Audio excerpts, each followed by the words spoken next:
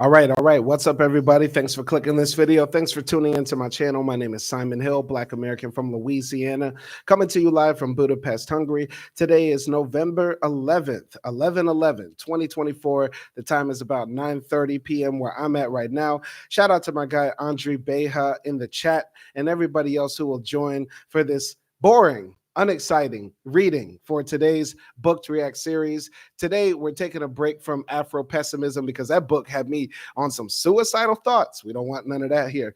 And I was a bit late to my intro to sociology research class today.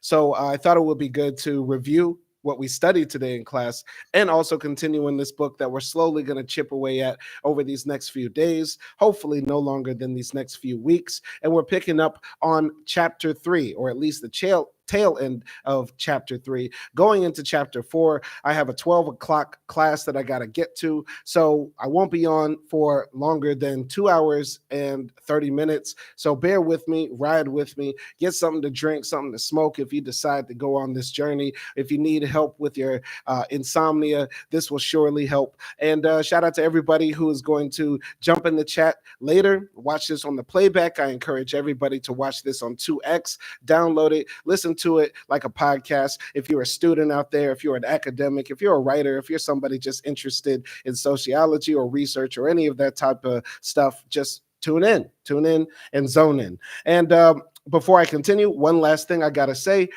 Every donation to this channel is going to the Send a Young Black Man to the University to Learn the White Man's Technology Fund. Yes, that is the full title. I should create a Patreon for that or something. But yeah, every time you donate to this channel, it's going towards the tuition fund. We're about 800 euros in for the 2,400 euro mark that we need to meet. Waiting for my other check to come in so I can knock down a little bit more on that balance and hopefully be able to go to next semester. Also, hoping I pass this semester.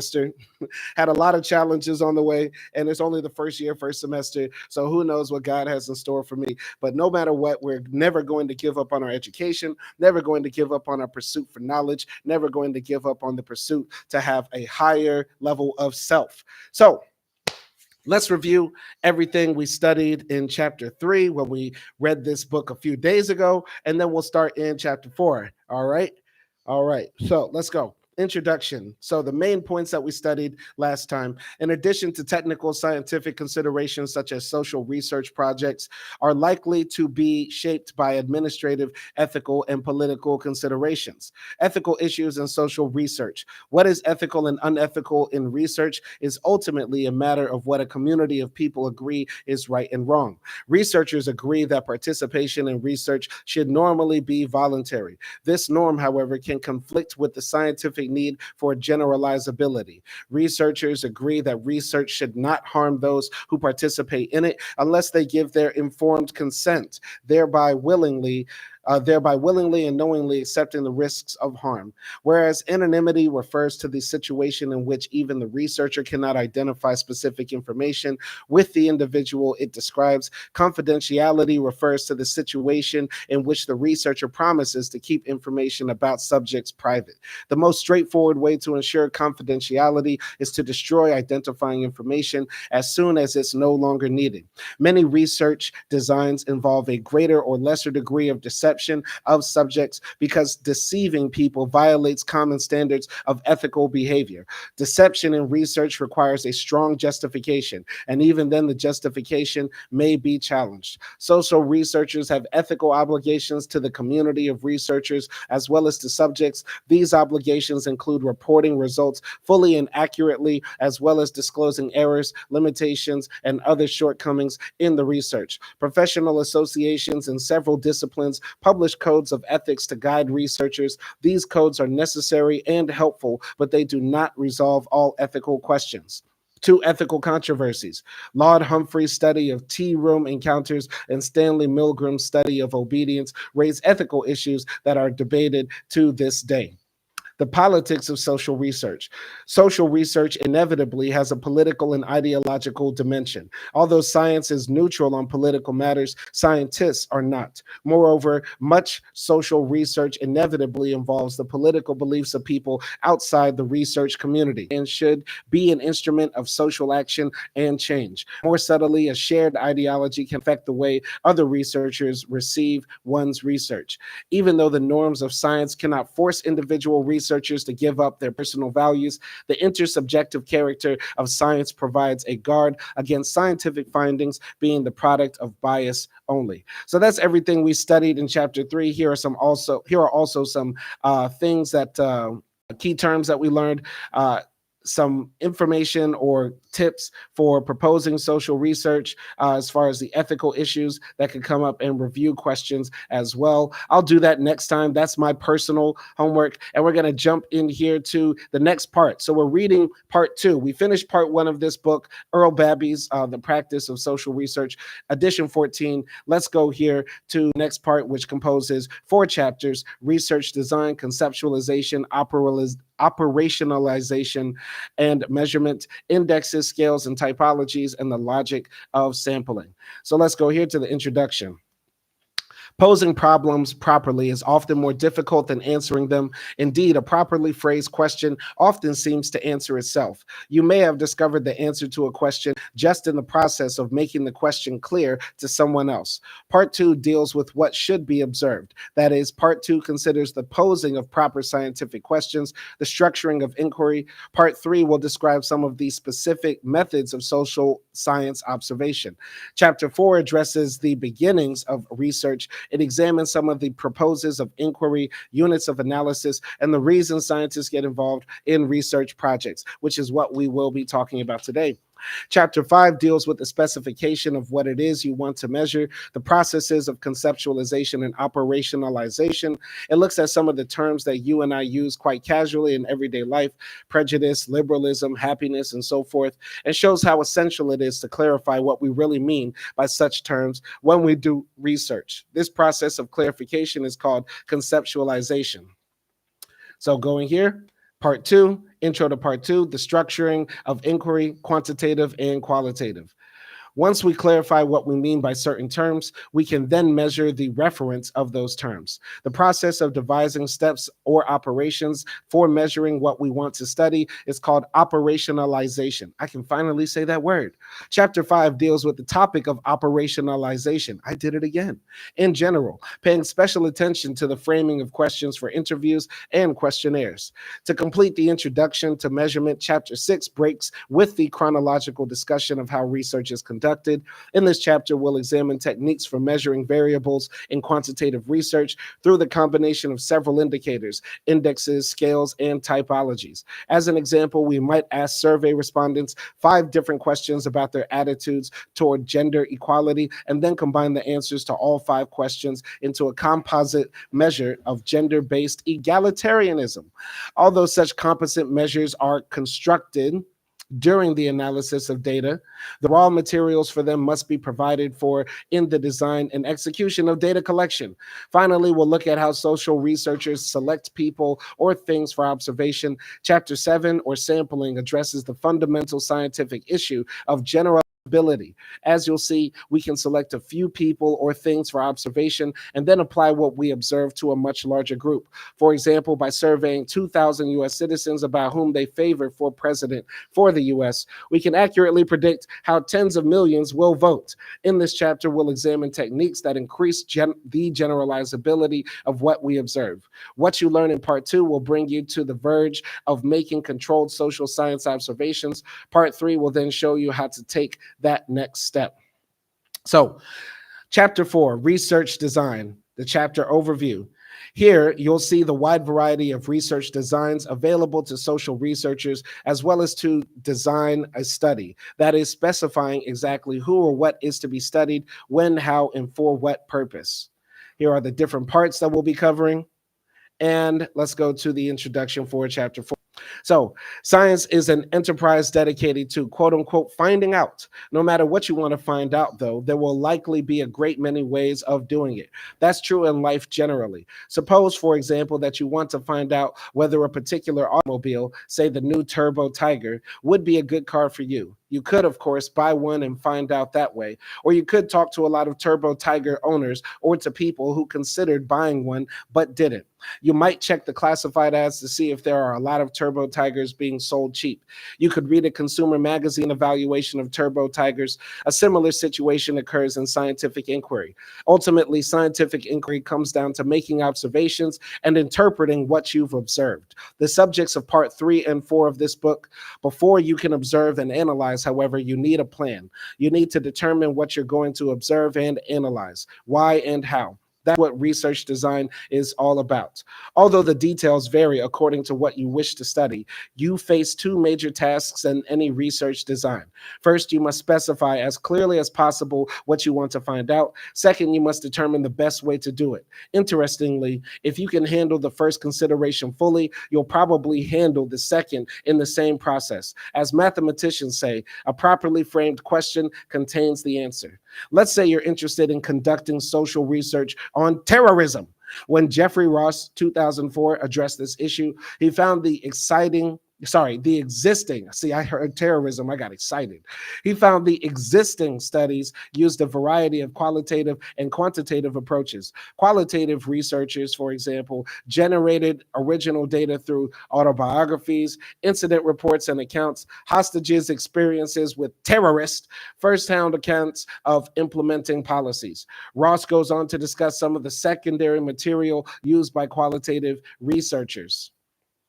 Biography, case studies of terrorist organizations, case studies on types of terrorism, case studies on particular terrorist incidents, and case studies of terrorism in selected regions and countries. Quantitative researchers, on the other hand, have addressed terrorism in a variety of ways, including analyses of media coverage, statistical modeling of terrorist events, and the use of various databases relevant to the topic. As you'll see in this chapter, any research topic can be approached from many different directions. Each of the topics we'll examine is relevant to both qualitative and quantitative studies, though some topics may be more relevant to one than to the other approach. This chapter provides a general introduction to research design, whereas the other chapters in part 2 elaborate on specific aspects of it. In practice, all aspects of research design are interrelated. As you read through part 2, the interrelationships among parts will become clearer. We'll start by briefly examining the main purposes of social research. Then we'll consider units of analysis, the what or whom you want to study. Next, we'll consider ways of handling time in social research, or how to study a moving target that changes over time. With these ideas in hand, we'll turn to how to design a research project. This overview of the research process serves two purposes. Besides describing how you might go about designing a study, it provides a map of the remainder of this book. Next, we'll look at the elements of research proposals. Often you'll need to detail your intentions before you actually conduct your research. This might be required in order to obtain funding for a major project, or perhaps to get your instructor's approval for a class project. You'll see that the research proposal provides an excellent opportunity for you to consider all aspects of your research in advance. Also, this section should help you with the end of chapter exercise concerning the research proposal if you are doing that. Finally, the last section of this chapter focuses on the ethical dimension of research design. The three purposes of research. Social research can serve many purposes. Three of the most common and useful purposes are exploration, description, and explanation. Although a given study can have more than one of these purposes, and most do, examining them separately is useful because each has different implications for other aspects of research design. Going to exploration. Much of social research is conducted to explore a topic, that is, to start to familiarize a researcher with that topic. This approach typically occurs when a researcher examines a new interest or when the subject of study itself is relatively new. As an example, let's suppose that widespread taxpayer dissatisfaction with the government erupts into a taxpayers' revolt. People begin refusing to pay their taxes and they organize themselves around that issue. You might like to learn more about the movement. How widespread is it? What levels and degrees of support are there within the community? How is the movement organized? What kinds of people are active in it? An exploration study could help you find at least approximate answers to some of those questions. You might check figures with tax collecting officials, collect and study the literature of the movement, attend meetings, and interview leaders. Exploratory studies are also appropriate for more persistent phenomenon. Suppose you're unhappy with your college's graduation requirements and want to help change them. You might study the history of such requirements at the college and meet with college officials to learn the reasons for the current standards. You could talk to several students to get a rough idea of their sentiments on the subject. Though this last activity would not necessarily yield an accurate picture of student opinion, it could suggest what the results of a more extensive study might be. Sometimes exploratory research is pursued through the use of focus groups or guided small group discussions. This technique is frequently used in market research. We'll examine it further in Chapter 10. Exploratory studies are most typically done for three purposes. One, to satisfy the researcher's curiosity and desire for better understanding. Two, to test the feasibility of undertaking a more extensive study. And three, to develop the methods to be employed in a subsequent study. A while back, for example, I became aware of the growing popularity of something called channeling, in which a person known as a channel or medium enters a trance state and begins speaking with a voice that claims it originates outside the channel. Some of the voices say they come from a spirit world of the dead. Some say they are from other planets, and still others say they exist in dimensions of reality difficult to explain in ordinary human terms. The channeled voices, often referred to as entities, sometimes use the metaphor of radio or television for the phenomenon they represent. When you watch the news, one told me in the course of an interview, you don't believe the network news anchor is really inside the television set. The same is true of me. I use this medium's body the way the reporter uses your television set.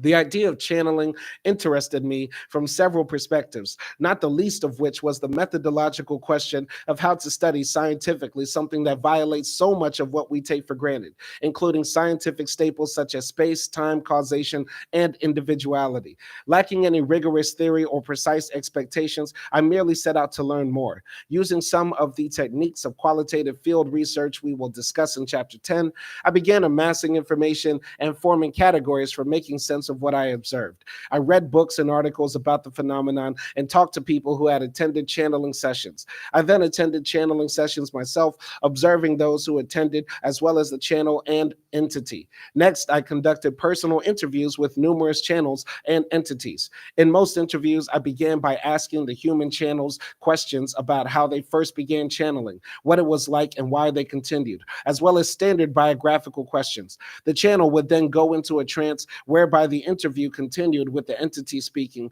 Who are you? I might ask. Where do you come from? Why are you doing this? How can I tell if you are real or a fake? Although I went into these interview sessions with several questions prepared in advance, each of the interviews followed whatever course seemed appropriate in light of the answers given.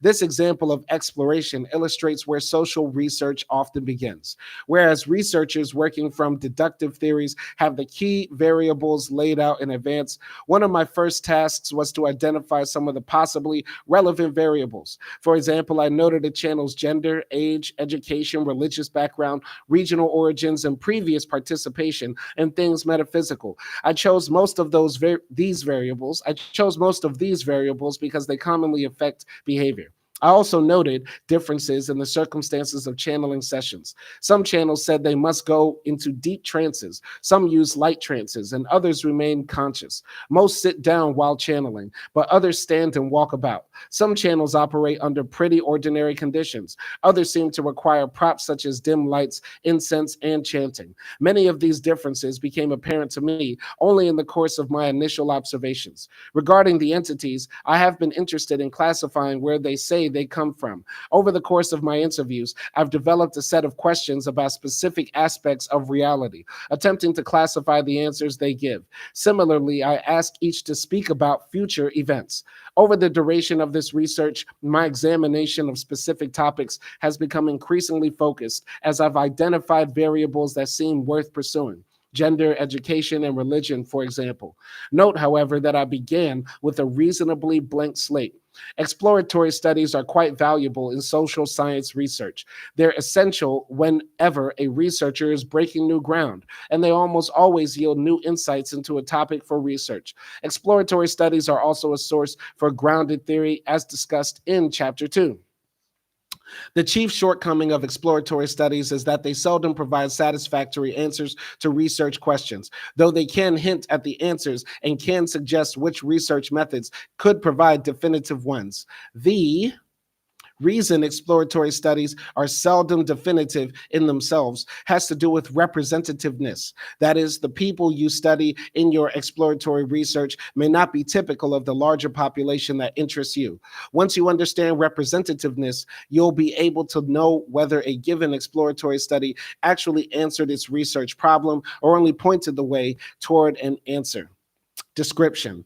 A major purpose of my social science studies is to describe situations and events. The researcher observes and then describes what was observed, because scientific observation is careful and deliberate. However, scientific descriptions are typically more accurate and precise than casual ones are.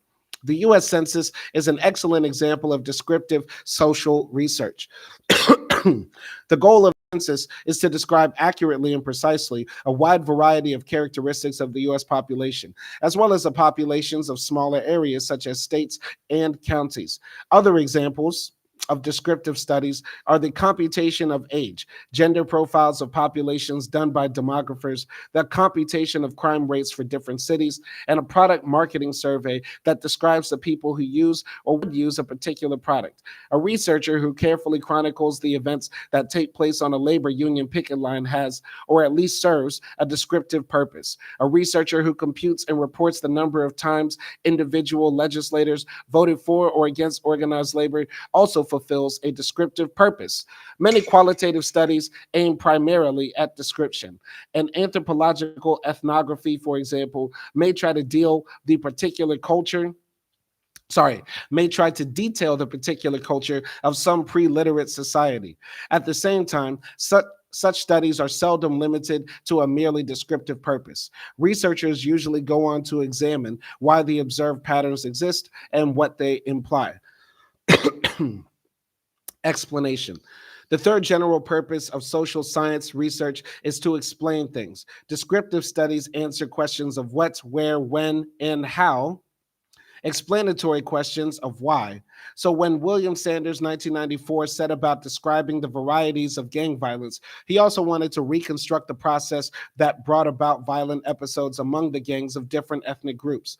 Reporting the voting intentions of an electorate is descriptive, but reporting why some people plan to vote for candidate A and others for candidate B is explanatory. Identifying variables that explain why some cities have higher crime rates than others involves explanation. A researcher who sets out to know why an anti-abortion demonstration ended in a violent confrontation with police, as opposed to simply describing what happened, has an explanatory purpose. Let's look at a specific case. Recent years have seen a radical shift in American attitudes towards marijuana. At first, support for the use of medical marijuana has increased in many states and dramatically. Washington and Colorado legalized its recreational use in 2012 and 2013, respectively.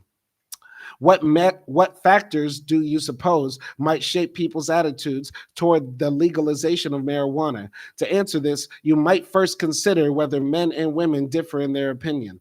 And an explanatory analysis of the 2012 General Social Survey, GSS data, indicates that 53% of men and 42% of women said marijuana should be legalized. What about political orientation? The GSS data shows that 59% of liberals said marijuana should be legalized, compared with 51% of moderates and 37% of conservatives. Further, 50% of Democrats, compared with 52% of independents and 38% of Republicans, supported legalization. Given these statistics, you might begin to develop an explanation for attitudes towards marijuana legalization. Further study of gender and political orientation might then lead to a deeper explanation of these attitudes. In chapter one, we noted there were two different approaches to explanation in social research and in everyday life. Let's return to those now. In the remainder of this chapter, we'll examine some general approaches to research and the elements of research design you can choose among. As you do this, keep in mind that the advanced planning for research may not perfectly fit the situations you will confront in the field. The Research in Real Life box, Putting Social Research to Work, reports on a graduate student's experience in the field. So we're going to go back up here, Putting Social Research to Real Work. So, Jacob Perry is a graduate student at the Clinton School of Public Service in Little Rock, Arkansas, and he chose to do his semester of field work abroad in North Africa. He quickly discovered that the research techniques he had mastered in his studies did not necessarily fit into the research situation. Here's how he described it. We Americans have our quite fixed ideas about what research is. Intense preparation, thorough literature review, ample discussions to outline details, timeline of events to take place, schedule of responsibilities and activities to perform, etc. These simply must happen in order to perform reputable research, and everything must be agreed upon before the research begins. That is the American way. Granted, it is also somewhat of an internationally accepted way as well. And it is in many ways a reflection of our organized, prompt, accountable, obligation, and time-oriented culture. However, I am in Morocco performing a research project, and Moroccan culture has quite different views on time, responsibilities, and planning. Time here is neither rigid nor fixed. It is not linear, but rather cyclical, meaning time is not lost. It is simply recovered later. Life is now, it is present, it is mostly unplanned. Jacob found ways to develop rapport with his fellow researchers in order to put his research training to good use. I spent 2 weeks building trust, familiarity, comfort, relations. This has been vital to the project's progress, as our team is able to discuss openly, honestly, and sometimes aggressively to arrive at an agreement. I also speak the local language, which has allowed my Moroccan partners to remain in their linguistic comfort zone, remain in control of conversations concerning project work, and not feel they are being neo-colonialized by a foreigner here to save their country. Ultimately, Jacob felt that the project had been successful, and it is obvious that it was a powerful learning experience for the young social researcher. I am so pleased with this project in Morocco because it is a partnership between myself and Moroccans who have already established the goals, needs, and approach to developing their society. This project depends entirely on local enterprise and initiative. I am here because of a mutually expressed interest by myself and locals who want to improve their city. And the project has progressed because of continuous discussions in which all team members offer their perspectives. In short, learning, considering, and respecting local culture is necessary for international development work to be successful. And I am seeing a great example of effective development work on the ground in Morocco. Very cool story. I like that story. That was a cool story. All right, let's go here to ideographic explanation. As you will recall from chapter 1, ideographic explanation seeks an exhaustive understanding of the causes producing events and situations in a single or limited number of cases. If you wish to understand why a student protest broke out on a particular college campus, you would seek to root out everything that contributed to that result. You would consider the history of the college, its organizational structure, the nature of the student body, the actions of influential individuals, administrators, faculty, students, others, the context of student activities nationally, triggering events, for example, shutting down a student organization, arresting a student, and so forth. You'll know your analysis is complete when the explanatory factors you have assembled made the protest inevitable, and when the absence of any of those factors might have kept it from happening. There is no statistical test that can tell you when you have achieved this analytical success. However, this conclusion rests on the art of social research, which is achieved primarily through experience, by reading the analyses of others and by conducting your own. Here are a few techniques to consider.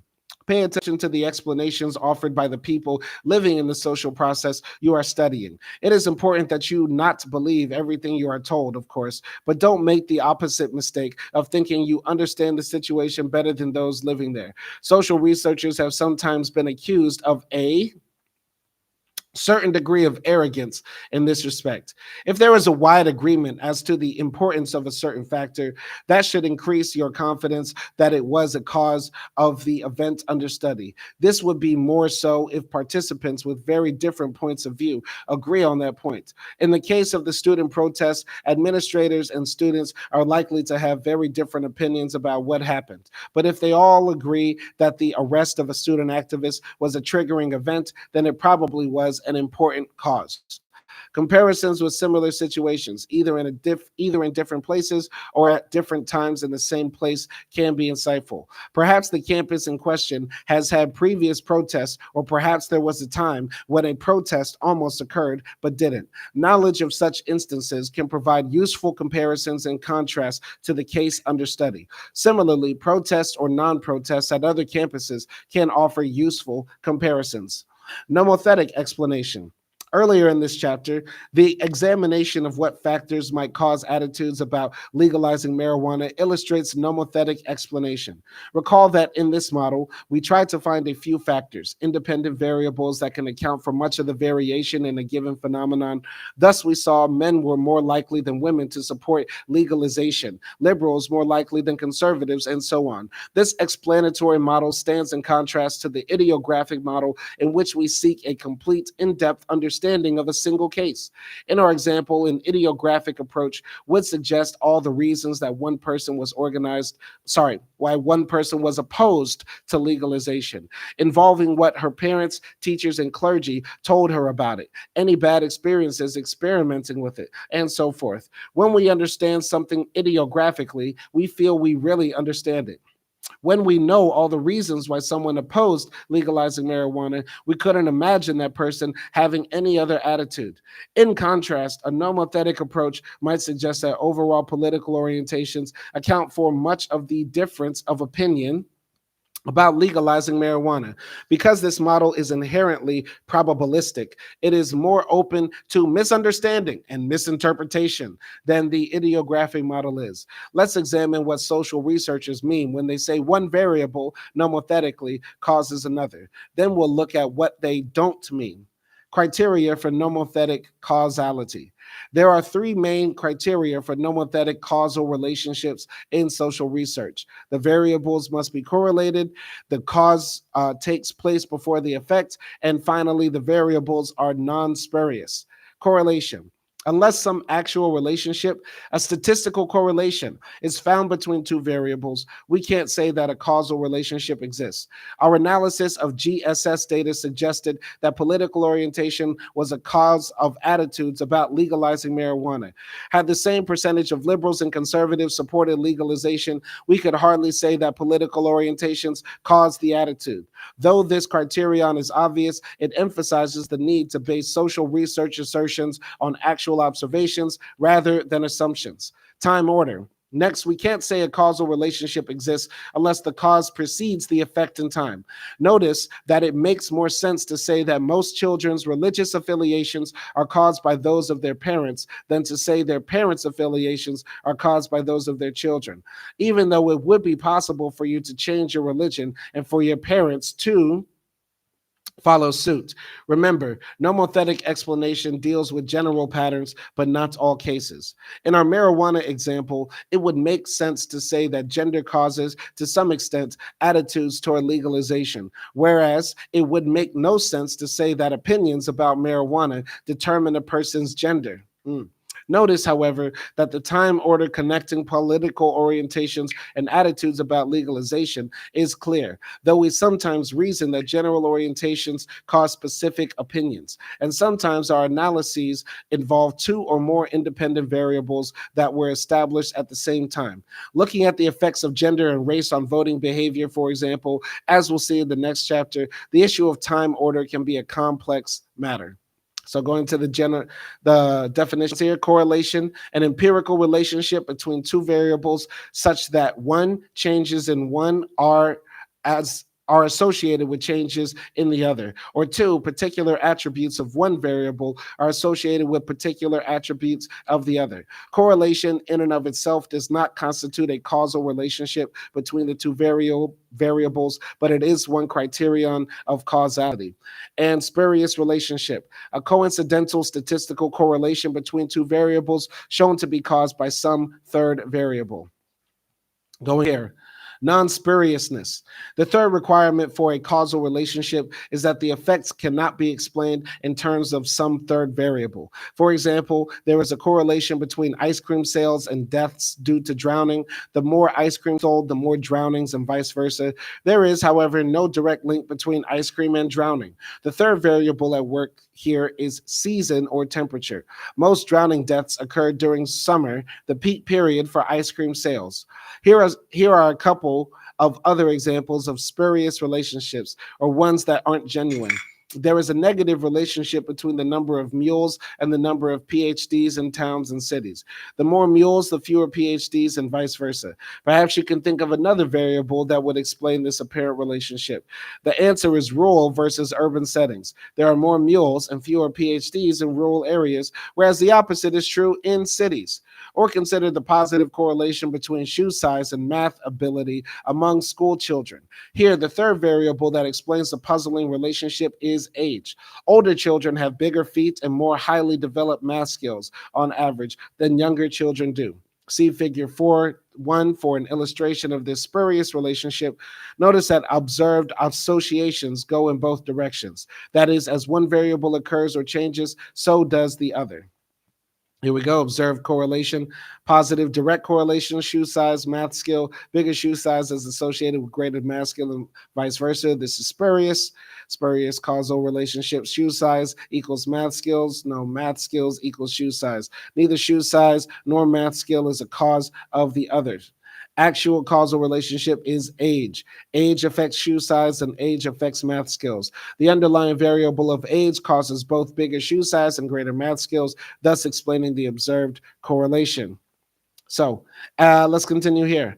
At the top of the diagram, we see the observed correlation between shoe size and math ability. The double-headed arrow indicates that we don't know which variable might cause the other. To the bottom left of the diagram suggests that thinking math ability causes shoe size or that shoe size causes math ability are spurious, not real causal relationships. The bottom right of the diagram indicates what is actually at work. A third variable, age, causes one, shoe size in that older kids have bigger feet, and two, older kids know more math. The list goes on. Areas with many storks have high birth rates. Those with few storks have low birth rates. Do storks really deliver babies? Birth rates are higher in the country than in the city. More storks live in the country than the city. The third variable here is urban/rural areas. Finally, the more fire trucks that put out a fire, the more damage to the structure. Can you guess what the third variable is? In this case, it's the size of the fire. Thus, when social researchers say there is a causal relationship between, say, education and racial tolerance, they mean, one, there is a statistical correlation between the two variables, and two, a person's educational level occurred before their current levels of tolerance or prejudice, and three, there is no third variable that can explain away the observed correlation as spurious.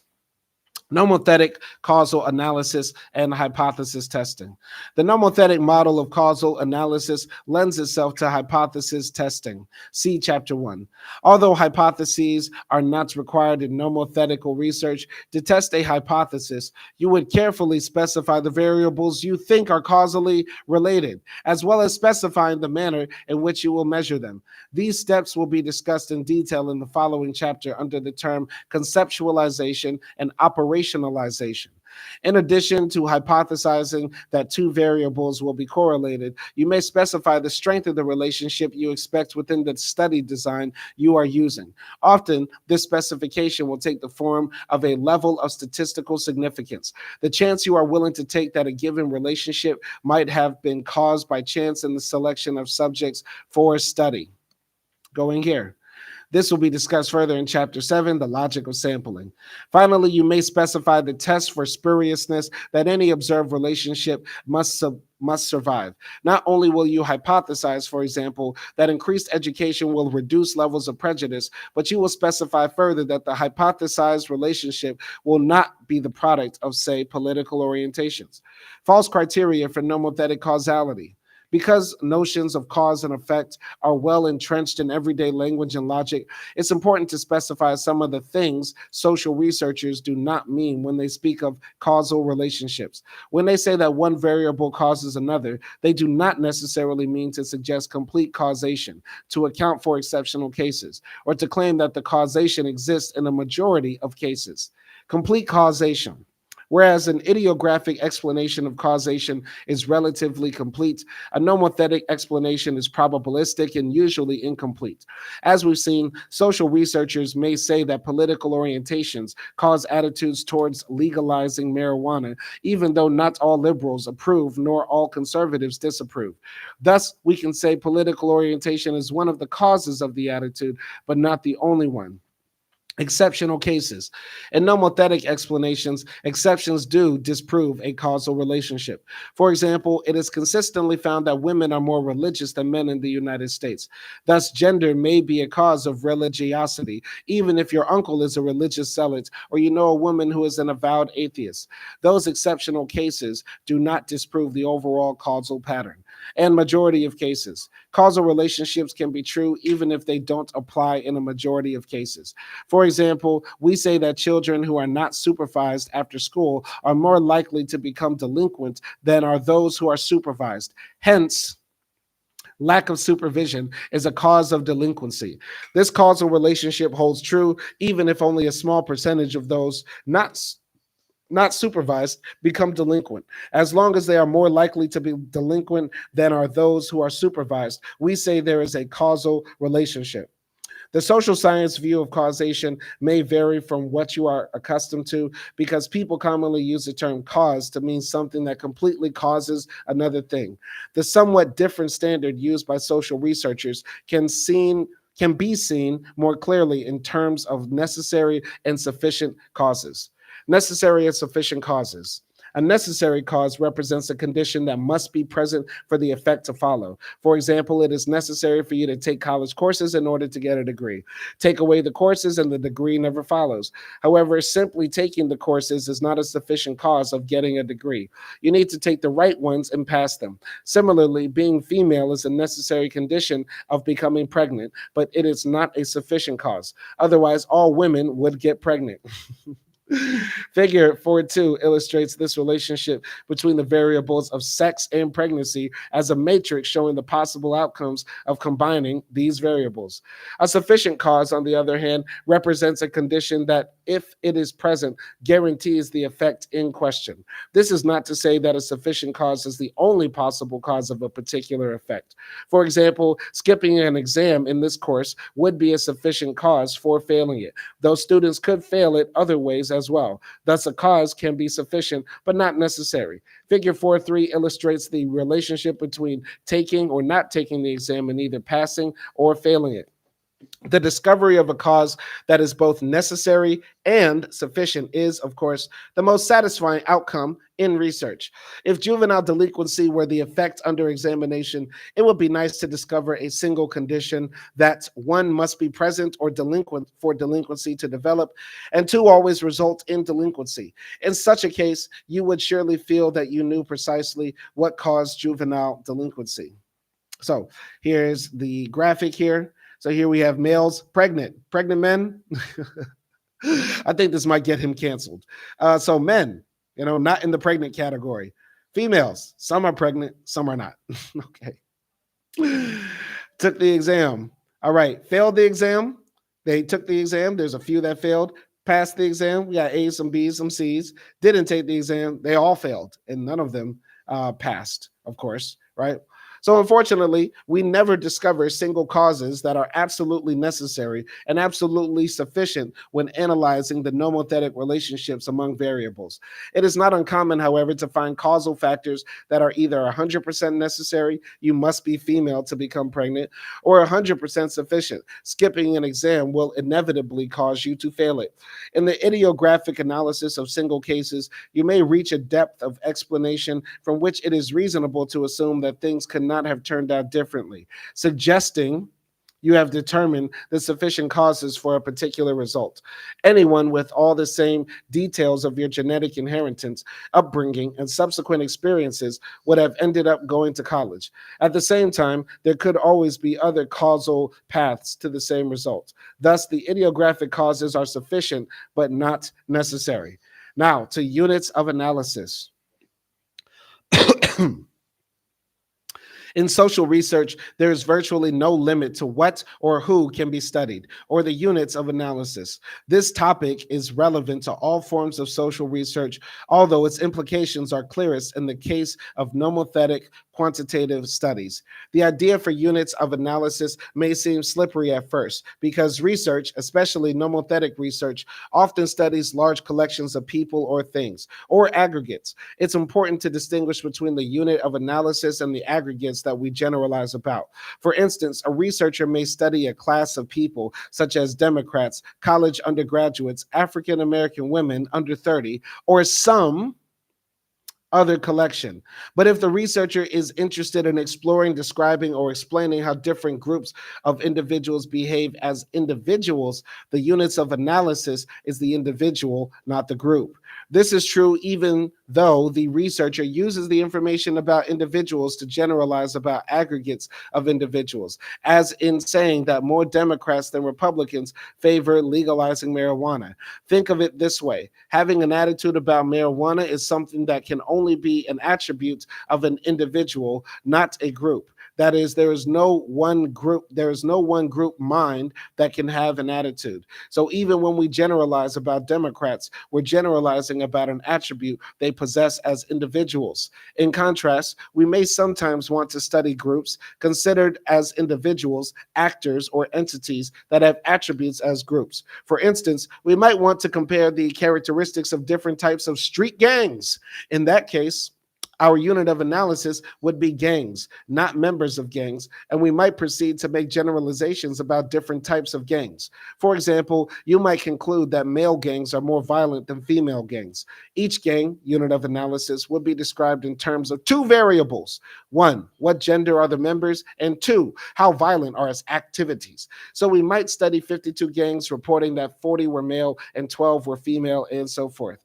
The gang would be the unit of analysis, even though some of the characteristics were drawn from the components, members of the gangs. Social researchers tend to choose individual people as their units of analysis. You may note the characteristics of individual people: gender, age, region of birth, attitudes, and so forth.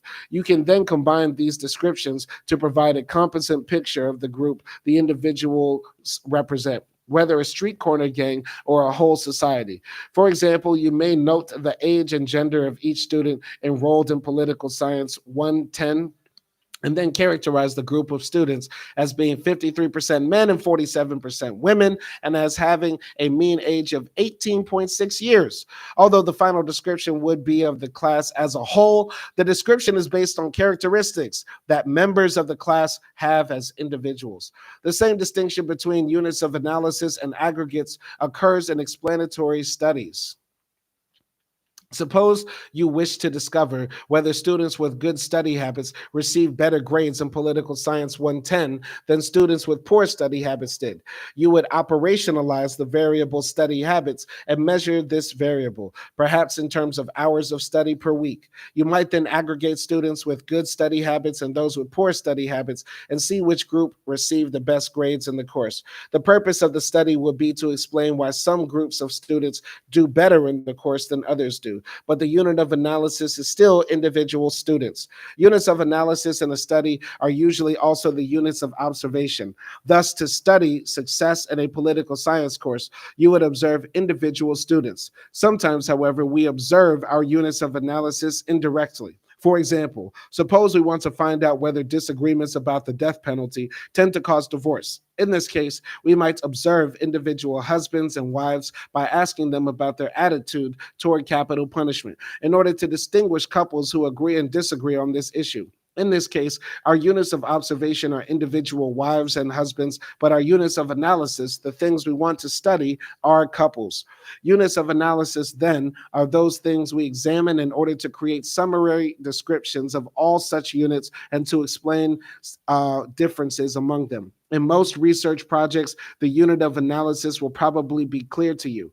When the unit of analysis is not clear, however, it's essential to determine what it is. Otherwise, you cannot determine what observations are to be made about whom or what.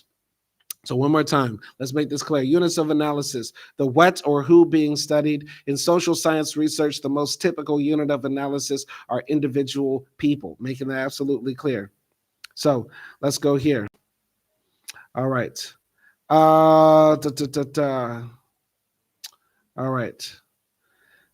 Units of analysis, then, are those things we examine in order to create summary descriptions of all such units and to explain differences among them. In most research projects, the unit of analysis will probably be clear to you. When the unit of analysis is not clear, however, it's essential to determine what it is.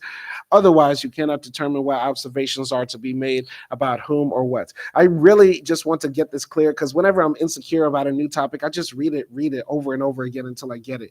And this is what the lesson was about today in my intro to research class, which I was late for, unfortunately, but I'm doing some self-penance right here by trying to review it in the book. So let's go here. So some studies try to describe or explain more than one unit of analysis. In these cases, the researchers must anticipate what conclusions she or he wishes to draw with regard to which units of analysis. For example, we may want to discover what kinds of college students, individuals are most successful in their careers. We may also want to learn what kinds of colleges, organizations produce the most successful graduates. Here's an example that illustrates the complexity of units of analysis. Murder is a fairly personal matter. One individual kills another individual. However, when Charles Krubrin and Ronald Welzer asked, why do these neighborhoods generate high homicide rates? The unit of analysis in this phrase is neighborhood. You can probably imagine some kinds of neighborhoods, for example, poor, urban, that would have high homicide rates, and some, for example, wealthy, suburban, that would have low rates. In this particular conversation, the unit of analysis, neighborhood, would be categorized in terms of variables such as economic level, locale, and homicide rate. In their analysis, however, Kubrin and Welzer were also interested in different types of homicide, in particular those that occurred in retaliation for some earlier event, such as an assault or insult. Can you identify the unit of analysis common to all the following excerpts? The sample of killings, the coding instrument includes over 80 items related to the homicide. Of the 2,161 homicides that occurred from 1985 to 1995, of those with an identified motive, 19.5%, number 337 are retaliatory. In each of these excerpts, the unit of analysis is homicide, also called killing or murder. Sometimes you can identify the unit of analysis in the description of the sampling method, as in the first excerpt. A discussion of classification method might also identify the unit of analysis, as in the second excerpt. 80 ways to code the homicides. Often numerical summaries point the way. 2,161 homicides, 19.5% of the homicides. With a little practice, you'll be able to identify the units of analysis in most social research reports, even when more than one is used in a given analysis. To explore this topic in more depth, let's consider several common units of analysis in social research. Individuals.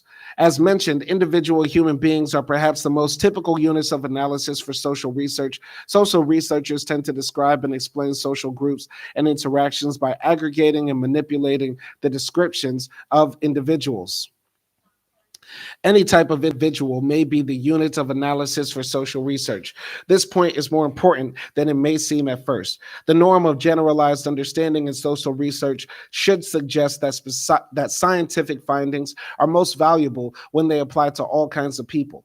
In practice, however, social researchers seldom study all kinds. At the very least, their studies are typically limited to the people living in a single country, though some comparative studies stretch across national boundaries. Often, those studies are quite circumscribed. Examples of classes of individuals that might be chosen for study include students, gays and lesbians, auto workers, voters, single parents, and faculty members. Note that each of these terms implies some population of individuals. Descriptive studies with individuals as the units of analysis typically aim to describe the population that comprises those individuals, whereas explanatory studies aim to discover the social dynamics operating within that population. As the units of analysis, individuals may be characterized in terms of their membership in social groupings. Thus, an individual may be described as belonging to a rich family or to a poor one, or a person may be described as having a college-educated mother or not. We might examine in a research project whether people with college-educated mothers are more likely to attend college than those with non-college educated mothers, or whether high school graduates in rich families are more likely than those in poor families to attend college. In each case, the unit of analysis, the thing whose characteristics we are seeking to describe or explain, is the individual. We then aggregate these individuals and make generalizations about the population they belong to. Going now to groups. Social groups can also be units of analysis in social research. That is, we may be interested in characteristics that belong to one group considered as a single entity. If you were to study the members of a criminal gang to learn about criminals, the individual criminal would be the unit of analysis. But if you studied all the gangs in a city to learn differences, say between big gangs and small ones, and uptown and downtown gangs and so forth, you would be interested in gangs rather than individual members. In this case, the unit of analysis would be the gang, a social group. Here's another example. Suppose you were interested in the question of access to computers in different segments of society. You might describe families in terms of total annual income and according to whether or not they had computers. You could then aggregate families and describe the mean income of families and the percentage with computers. You would then be in a position to determine whether families with higher incomes were more likely to have computers than were those with lower incomes. In this case, the unit of analysis would be families. As with other units of analysis, we can derive the characteristics of social groups from those of their individual members. Thus, we might describe a family in terms of the age, race, or education of its head. In a descriptive study, we might find the percentage of all families that have a college-educated head of a family. In an explanatory study, you might determine whether such families have, on average, more or fewer children than do families headed by people who have not graduated from college. In each of these examples, the family is the unit of analysis. In contrast, had we asked whether college-educated individuals have more or fewer children than do their less educated counterparts, then the individual would have been the unit of analysis. Other units of analysis at the group level could be friendship cliques, married couples, census blocks, cities, or geographic regions. As with individuals, each of these terms implies some population. Street gangs implies some population that includes all street gangs, perhaps in a given city. You might then describe this population by generalizing from your findings about individual gangs. For instance, you might describe the geographic distribution of gangs throughout a city. In an explanatory study of street gangs, you might discover whether large gangs are more likely than small ones to engage in intergang warfare. Thus, you would arrive at conclusions about the population of gangs by using individual groups as your unit of analysis. And organizations. Formal social organizations may also be the units of analysis in social research. For example, a researcher might study corporations, by which he or she implies a population of all corporations. Individual corporations might be characterized in terms of their number of employees, net annual profits, gross assets, number of defense contracts, percentage of employees from racial or ethnic minority groups, and so forth. We might determine whether large corporations hire a larger larger or smaller percentage of minority group employees than small corporations do. Other examples of formal social organizations suitable as units of analysis include church congregations, colleges, army divisions, academic departments, and supermarkets. Figure 4.4 provides a graphic illustration of some different units of analysis and the statements that might be made about them. Going to social interactions. Sometimes social interactions are the relevant units of analysis. Instead of individual humans, you can study what goes on between them: telephone calls, kisses, dancing, arguments, fistfights, email exchanges, chat room discussions, and so forth. As you saw in Chapter 2, social interaction is the basis for one of the primary theoretical paradigms in the social sciences, and the number of units of analysis that social interactions provide is nearly infinite. Even though individuals are usually the actors in social interactions, there is a difference between one, comparing the kinds of people who subscribe to different internet service providers, individuals being the units of analysis, and two, comparing the length of chat room interactions on those same providers, interactions being the units of analysis. And social artifacts. Another unit of analysis is the social artifact or any product of social beings or their behavior. One class of artifacts includes concrete objects. Going here to concrete objects, such as books, poems, painting, automobiles, buildings, songs, pottery, jokes, student excuses for missing exams, and scientific discoveries. For example, Lenore Weitzman and her associates, 1972, were interested in learning how gender roles are taught.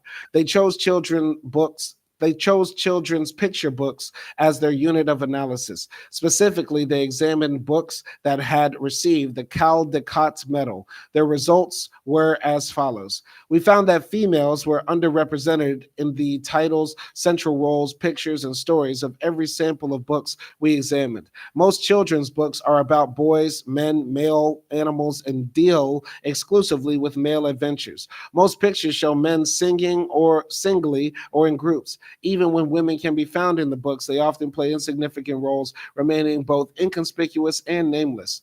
In a follow-up study, Roger Clark, Rachel Lennon, and Leanna Morris, 1993, concluded that male and female characters were portrayed less stereotypically than before, observing a clear progress toward portraying men and women in non-traditional roles.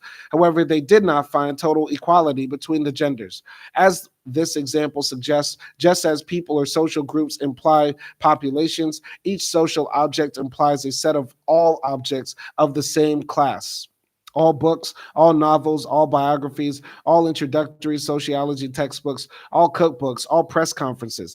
In a study using books as the units of analysis, an individual book might be characterized by its size, weight, length, price, content, number of pictures, number sold, or description of the author. Then the population of all books or particular kind of book could be analyzed for the purpose of description or explanation. What kinds of books sell best and why, for example. Similarly, a social researcher could analyze whether paintings by Russian, Chinese, or US artists show the greatest degree of working class consciousness, taking paintings as a unit of analysis and describing each in part by the nationality of its creator. Or you might examine a newspaper's editorials regarding a local university for the purpose of describing or perhaps explaining changes in the newspaper's editorial position on the university over time. In this example, individual editorials would be the unit of analysis. See the tips and tools box identifying the units of analysis for more. Going up here, going to be looking at this graphic right here. So units of analysis, we have individuals of many different backgrounds and types and stuff. Then we have families, right? These are units of analysis in this graphic right here. Going here, the sample statements. 60% of the sample are women. 10% of the samples are wearing an eye patch. Okay. 10% of the samples have pigtails. Okay. Yes. All right, go in here. So 20% of the families have a single parent. When we look at this one, okay, this helps break down the units of analysis quicker. 50% of the families have 2 children. Okay, now it makes sense. Yeah. 20% of the families have 0 children. Okay, yeah, I see that. And the mean number of children per family is 1.3. Interesting. Okay. All right, here we can look at the units of analysis as households. Okay. So what are the households? 20% of the households are occupied by more than one family. Okay. 30% of the households have holes in their roofs. Oh, I didn't even notice that. Damn, y'all po. All right. 10% of the households are occupied by aliens. Ah, I see the alien now. Oh, there's the alien. Okay. Notice that also 33% of the families have in multiple family households with family as the unit of analysis. Okay, that live in multiple family households with family as the unit of analysis. Interesting. All right, now it makes more sense. Now I get it. Let's go here. Tips and tools, identifying the unit of analysis. The unit of analysis is an important element in research design and later in data analysis. However, students sometimes find identifying it elusive. The easiest way to identify the unit of analysis is to examine a statement regarding the variables under study. Consider the following. The average household income was $40,000. Income is the variable of interest, but who or what has income? Households in this instance. We would arrive at the given statement by examining the incomes of several households. To calculate the mean or average income, we would add up all the household incomes and divide by the number of households. Households is the unit of analysis. It is the unit being analyzed in terms of the variable income. Consider another statement. Italian movies show more nudity than do American movies. The variable here is the extent to which nudity is shown. But who or what shows nudity? Movies. Movies are the units of analysis. One way of identifying the unit of analysis is to imagine the process that would result in the conclusion reached. Consider the research conclusion. 24% of the families have more than one adult earning at least $33,000 a year. To be sure, adults are earning the income, but the statement is about whether families have such adults. To make this statement, we would study several families. For each, we would ask whether they had more than two adults earning in excess of $30,000. Each family would be scored as yes or no in that respect. Finally, we would calculate the percentage of families scored as yes. The family, therefore, is the unit of analysis, not the parent. Now that makes more sense. See, that could have been easily summed up in class with this graphic and this text right here, making it much easier. But hey, take some time to learn. Everybody's got their own way of learning. Units of analysis in review. The examples in this section should suggest the nearly infinite variety of possible units of analysis in social research. Although individual human beings are typical objects of study, many research questions can be answered more appropriately through the examination of other units of analysis. Indeed, social researchers can study just about anything that bears on social life. Moreover, the types of unit of analysis named in this section do not begin to exhaust the possibilities. This has been a topic of discussion and elaboration for some time. Morris Rosenberg, for example, speaks of individual, group, organizational, institutional, spatial, cultural, and societal units of analysis. John Laughlin, as associates, speak of practices, episodes, encounters, roles, and social types. Social and personal relationships, groups and cliques, organizations, settlements, and habits, subcultures and lifestyles as suitable units of study. The important thing here is to grasp the logic of units of analysis. Once you do, the possibilities for fruitful research are limited only by your imagination. Categorizing possible units of analysis might make the concept seem more complicated than it needs to be. What you call a given unit of analysis, a group, a formal organization, or a social artifact is irrelevant. The key is to be clear about what your unit of analysis is. When you embark on a research project, you must decide whether you're studying marriages or marriage partners, crimes or criminals, corporations or corporate executives. Otherwise, you run the risk of drawing invalid conclusions because your assertions about one unit of analysis are actually based on the examination of another.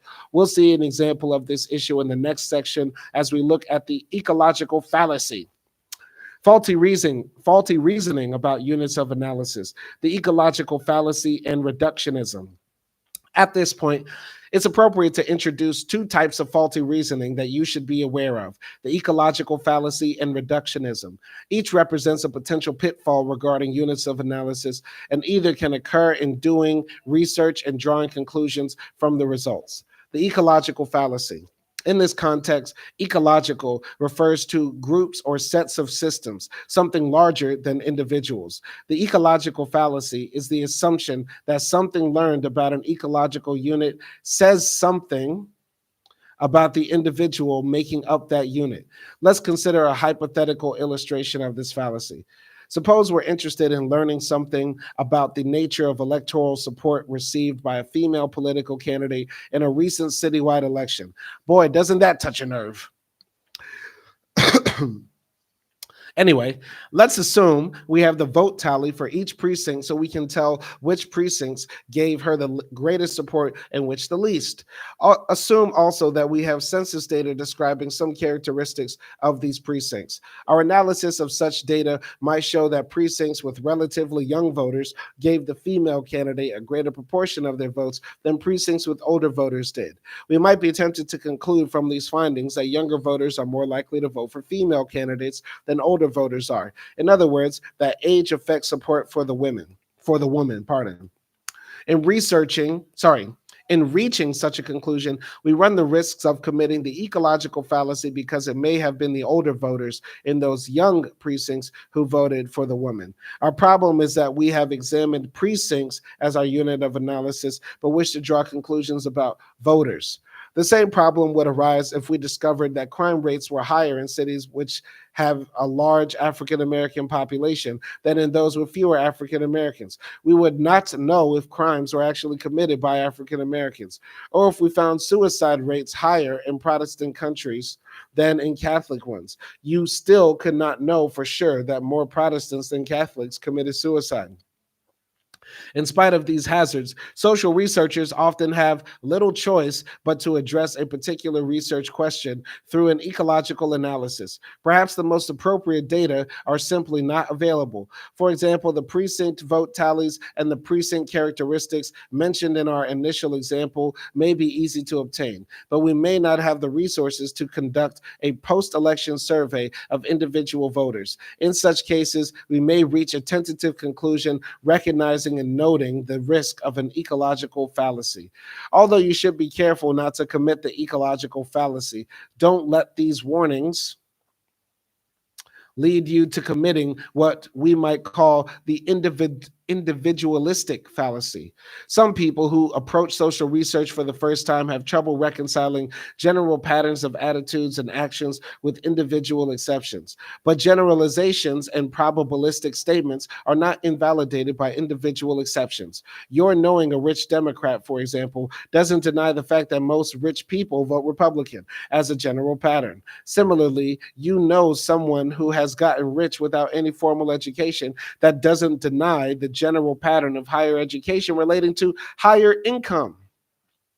The ecological fallacy deals with something else altogether, confusing units of analysis in such a way that we draw conclusions about individuals solely from the observation of groups. Although the patterns observed between variables at the level of groups may be genuine, the danger lies in reasoning from the observed attributes of groups to the attributes of the individuals who made up those groups. Even though we have not actually observed individuals, the research in real life box, red families and blue families, illustrate some of the complexities presented by different units of analysis. Let's go here. Reductionism, a fault of some researchers, a strict limitation or reduction of the kinds of concepts to be considered relevant to the phenomenon under study. And we haven't read that section yet, but let's review ecological fallacy, erroneously drawing conclusions about individuals solely from the observation of groups, something that a lot of people, unfortunately, are guilty of. Hell, even myself too sometimes. Research in real life, red families and blue families. During recent American political campaigns, concern for family values has often been featured as a hot button issue. Typically, conservatives and Republicans have warned of the decline of such traditional values, citing divorce rates, teen pregnancy, same-sex marriage, and such. This is, however, a more complex matter than would fit on a bumper sticker. In their analysis of conservative red families and liberal blue families, Naomi Khan and June Carbone purport, red family champions correctly point out that growing numbers of single-parent families threaten the well-being of the next generation, and they accurately observe the greater male fidelity and female virtue strengthen relationships. Yet red regions of the country have higher teen pregnancy rates, more shotgun marriages, and lower average ages of marriage at first birth. Reviewing the Carbone study, Jonathan Roche headlines the question, do family values weaken families, and summarizes the data thusly. 6 of the 7 states with the lowest divorce rates in 2007 and all 7 with the lowest teen birth rates in 2006 voted blue in both elections. 6 of the 7 states with the highest divorce rates in 2007 and 5 of the 7 with the highest teen birth rates voted red. It's as if family strictures undermine family structures. That's funny. That's funny. Assuming that young people are going to have sex, Kahn and Carbone argue that the traditional family values that oppose sex education, contraception, and abortion will result in unplanned births that will typically be dealt with by forcing the young parents to marry. This, in turn, may interrupt their educations, limit their employment opportunities, lead to poverty, and result in unstable marriages that may not survive. This interpretation of the data may be completely valid, but can you recognize a methodological issue that might be raised? Think about the ecological fallacy. The units of analysis used in these analyses are the 50 states of the Union. The variables correlated are 1, overall voting patterns of the states, and 2, family problem rates in the states. States voting Republican overall have more problems than those voting Democrat overall. However, the data do not guarantee that Republican families or teenagers in Republican families have more problems than their Democratic counterparts. The ecological data suggests that that's the case, but it is possible that Democrats in Republican states have the most family problems and Republicans in Democratic states have the least. It is unlikely, but it is possible.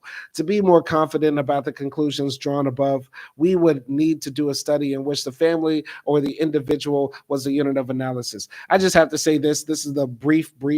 Most people, I think, that would because the Republicans and the people in the red states of America, red counties, red towns, whatever in America, say, we're not the problem. What they'll do is point at an other, meaning black people, brown people, other groups of people. They'll say teen pregnancy is high because, Negroes can't keep it in their pants, or something like that, right? And they breed like dogs or something like that, right? That's what they're going to say. They're going to say the gun violence happens because we have too many thugs and criminals with sagging pants and dreadlocks and gold teeth, right? Like they're always going to point at an other, right? To talk about the issues in the red states, right? Because unfortunately, the majority of black people live in red states where the most disenfranchised and impoverished people in poverty and disenfranchisement usually leads to crime, right? So anyway, I just got to give my commentary there. Reductionism. A second type of faulty reasoning related to units of analysis is reductionism. Reductionism involves attempts to explain a particular phenomenon in terms of limited and or lower order concepts. The reductionist explanation is not altogether wrong. It is simply too limited. Thus, you might attempt to predict this year's winners and losers in the National Basketball Association by focusing on the abilities of the individual players on each team. This is certainly not stupid or irrelevant, but the success or failure of teams involves more than just the individuals in them. It involves coaching, teamwork, strategies, finances, facilities, fan loyalty, and so forth. To understand why some teams do better than others, you would make team the units of analysis, and the quality of players would be one variable you would probably want to use in describing and classifying the teams. Further, different academic disciplines approach the same phenomenon quite differently. Sociologists tend to consider sociological variables such as values, norms, and roles. Economists ponder economic variables such as supply and demand and marginal value, and psychologists examine psychological variables such as personality types and traumas. Explaining all or most human behavior in terms of economic factors is called economic reductionism. Explaining it in terms of psychological factors is called psychological reductionism, and so forth. Notice how this issue relates to the discussion of theoretical paradigms in Chapter 2. For many social scientists, the field of sociobiology is a prime example of reductionism, suggesting that all social phenomena can be explained in terms of biological factors. Thus, for example, Edward O. Wilson, sometimes referred to as the father of sociobiology, sought to explain altruistic behavior in human beings in terms of genetic makeup. In this neo-Darwinian view, Wilson suggests that humans have evolved in such a way that individuals sometimes need to sacrifice themselves for the benefit of the whole whole species. Some people might explain such sacrifice in terms of ideals or warm feelings between humans. However, genes are the essential unit in Wilson's paradigm, producing his famous dictum that human beings are only DNA's way of making more DNA. Reductionism of any type tends to suggest that particular units of analysis or variables are more relevant than others. Suppose we ask what caused the American Revolution. Was it a shared commitment to the value of individual liberty, the economic plight of the colonies in relation to Britain, the megalomania of the founders? As soon as we inquire about the single cause, we run the risk of reductionism. If we are if we were to regard shared values as the cause of the American Revolution, our unit of analysis would be the individual colonist. An economist, though, might choose the 13 colonies as units of analysis and examine the economic organizations and conditions of each. A psychologist might choose individual leaders as the units of analysis for purposes of examining their personalities. Of course, there's nothing wrong in choosing these units of analysis as part of an explanation for the American Revolution, but I think you can see how each alone would not produce a complete answer. Like the ecological fallacy, reductionism can occur when we use inappropriate units of analysis. The appropriate unit of analysis for a given research question, however, is not always clear. Social researchers, especially across disciplinary boundaries, often debate this issue. And the time dimension. So far in this chapter, we've regarded research design as a process for deciding what aspects we'll observe, of whom, and for what purpose. Now we must consider a set of time-related options that cut across each of these earlier considerations. We can choose to make observations more or less at one time or over a long period. Time plays many roles in the design and execution of research, quite aside from the time it takes to do research. Earlier, we noted that the time sequence of events and situations is critical to determining causation, a point we'll return to in part 4. Time also affects the generalizability of research findings. Do the descriptions and explanations resulting from a particular study accurately represent the situation of 10 years ago, 10 years from now, or only the present? Researchers have two principal options available to deal with the issue of time in the design of their research: cross-sectional studies and longitudinal studies. Once again, reviewing sociobiology, a paradigm based on the view that social behavior can be explained solely in terms of genetic characteristics and behavior. That's just a side note. So going here, cross-sectional studies. A cross-sectional study involves observations of a sample or cross-section of a population or phenomenon that are made at one point in time. Exploratory and descriptive studies are often cross-sectional. A single U.S. census, for instance, is a study aimed at describing the U.S. population at a given time. Many explanatory studies are also cross-sectional. A researcher conducting a large-scale national survey to examine the sources of racial and religious prejudices would, in all likelihood, be dealing with a single time frame, taking a snapshot, so to speak, of the sources of prejudice at a particular point in history. Explanatory cross-sectional studies have an inherent problem, although their conclusions are based on observations made at only one time. Typically, they aim at understanding causal processes that occur over time. This problem is somewhat akin to that of determining the speed of a moving object on the basis of a high-speed still photograph that freezes the moments of the object. Yang Jibian, for example, conducted a survey of workers in Tianjin, China, for the purpose of studying stratification in contemporary urban Chinese society. In undertaking the survey in 1988, however, he was conscious of the important changes brought about by a series of national campaigns, such as the Great Proletarian Cultural Revolution, dating from the Chinese Revolution in 1949, which brought the Chinese communists into power, and continuing into the present. These campaigns altered political atmospheres and affected people's work and non-work activities. Because of these campaigns, it is difficult to draw conclusions from a cross-sectional social survey, such as the one presented in this book, about general patterns of Chinese workplaces and their effects on workers. Such conclusions may be limited to one period of time and are subject to further tests based on data collected at other times. All right. Going here. The problem of generalizations about social life from a snapshot is one this book repeatedly addresses. One solution is suggested by Brian's final comment about data collected at other times. Social research often involves revisiting phenomenon and building on the results of earlier research. Okay. And continuing here, let's just review one more time. So a cross-sectional study, a study based on observation representing a single point in time, and longitudinal study, a study design involving the collection of data at different points in time. All right. So longitudinal studies, in contrast to cross-sectional studies, a longitudinal study is designed to permit observations of the same phenomenon over an extended period. For example, a researcher can participate in and observe the activities of a UFO cult from its inception to its demise.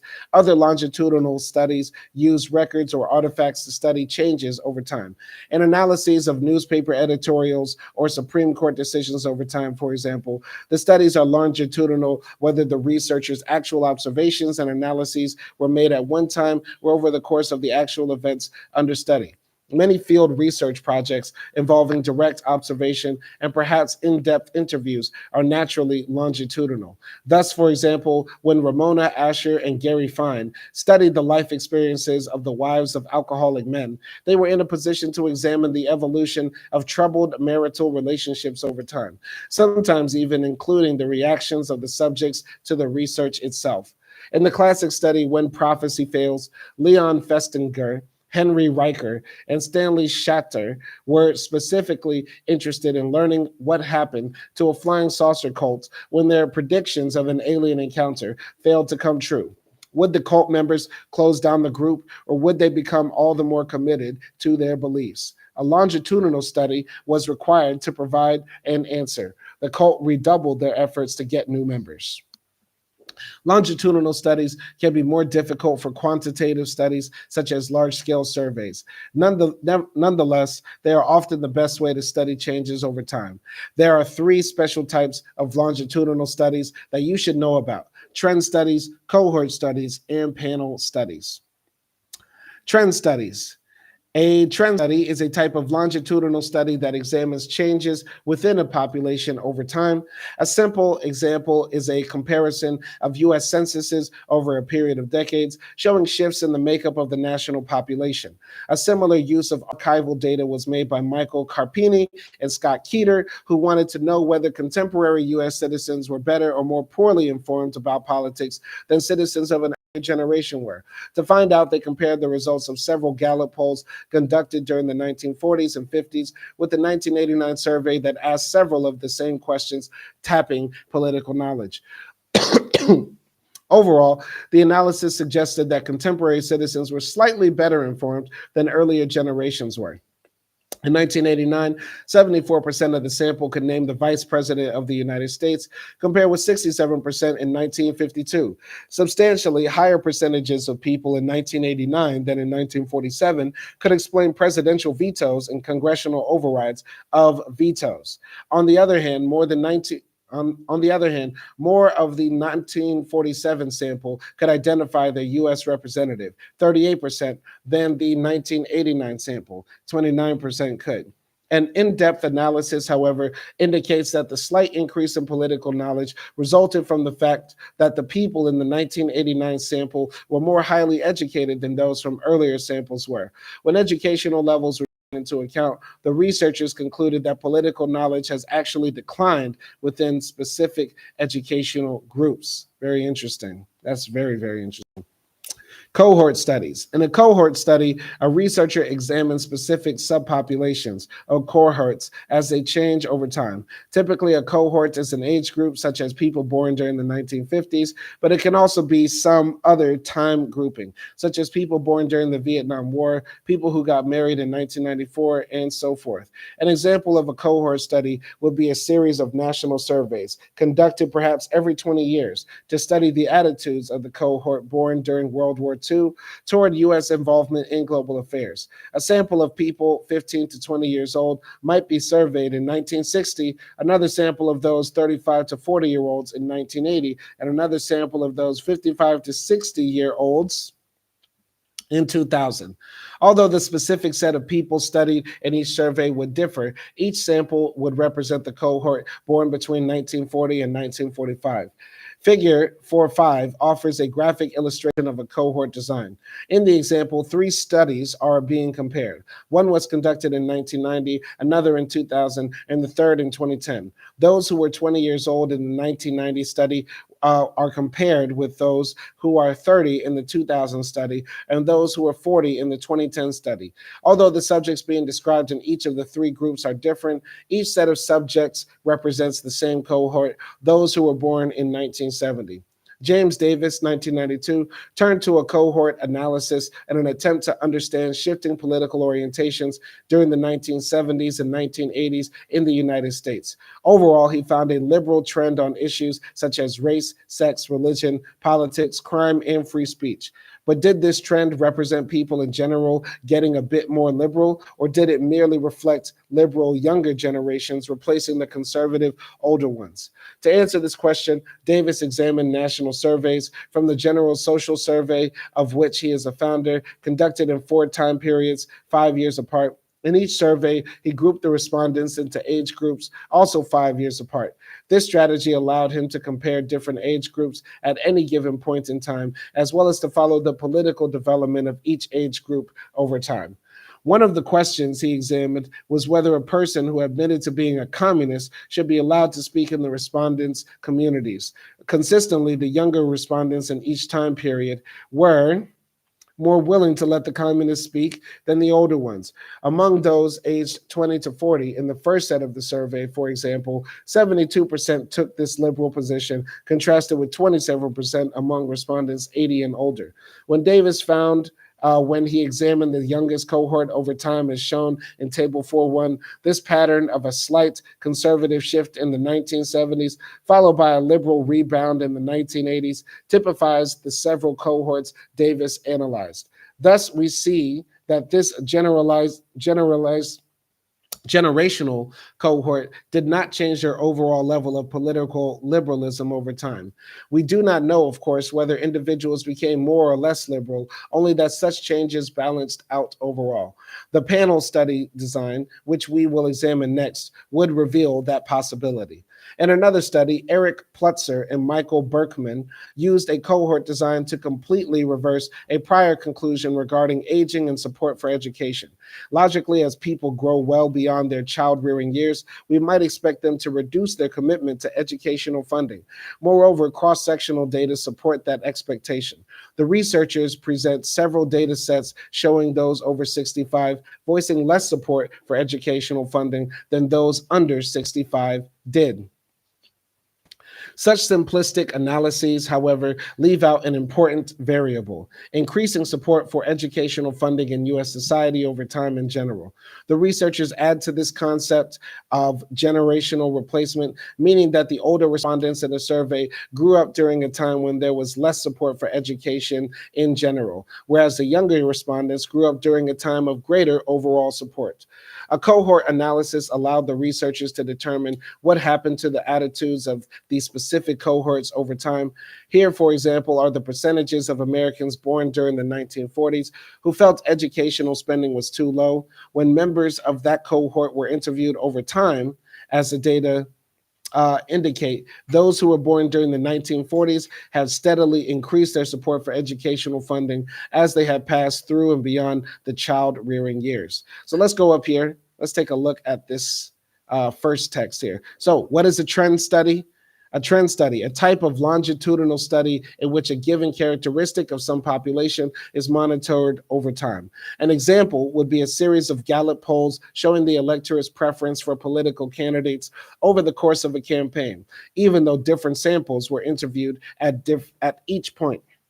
Cohort study, a study in which some specific subpopulation or cohort is studied over time, although data may be collected from different members in each set of observations. For example, a study of the occupational history of the class of 2000, in which questionnaires were sent every 5 years, would be a cohort study. Let's take a look here. So each of the three groups here, all right, so on the x-axis, we have the years 1990, 2000, 2010. So it's by the decade. All right. We have the different ages, 20, 30, 40. So this is an example of a cohort study, studying the people at different times as they get older in this decade, by the decades, pardon. All right, and finally, what is a panel study? A panel study, a type of longitudinal study in which data are collected from the same set of people, the sample or panel, at several points in time. So though similar to trend and cohort studies, a panel study examines the same set of people each time. For example, we could interview the same sample of voters every month during an election campaign, asking for whom they intended to vote. Though such a study would allow us to analyze overall trends and voter preferences for different candidates, it would also show the precise patterns of persistence and change in intentions. For example, a trend study that shows that candidate A and B each had exactly half of the votes on September 1st and on October 1st as well could indicate that none of the electorate had changed voting plans, that all the voters had changed their intentions, or something in between. A panel study would eliminate this confusion by showing what kinds of voters switched from A to B and what kinds switched from B to A, as well as other facts. Joseph Veroff, Shirley Hatchett, and Elizabeth Duvon wanted to learn about marital adjustment among newlyweds, specifically regarding differences between white and African American couples. To get subjects for study, they selected a sample of couples who applied for marriage licenses in Wayne County, Michigan, April through June 1986. Concerned about the possible impact of their research might have on the couple's marital adjustment, the researchers divided their sample in half at random, an experimental group and a control group. Concepts we'll explore further in Chapter 8. Couples in the former group were intensively interviewed over a 4-year period, whereas the latter group was contacted only briefly each year.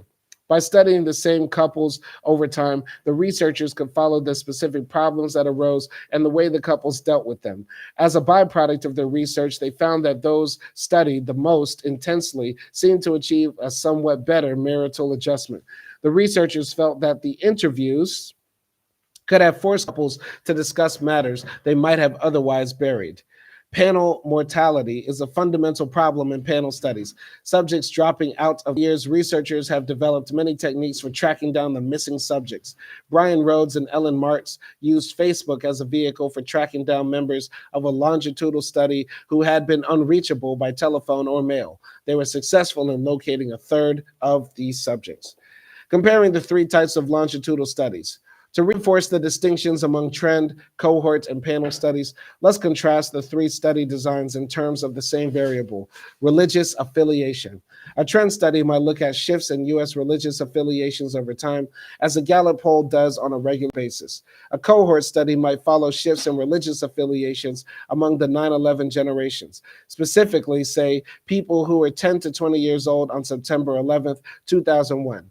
We could study a sample of people 20 to 30-year-olds in 2011, a new sample of people aged 30 to 40 in 2021, and so forth throughout their lifespan. A panel study could start with a sample of the whole population or of some special subset and study those specific individuals over time.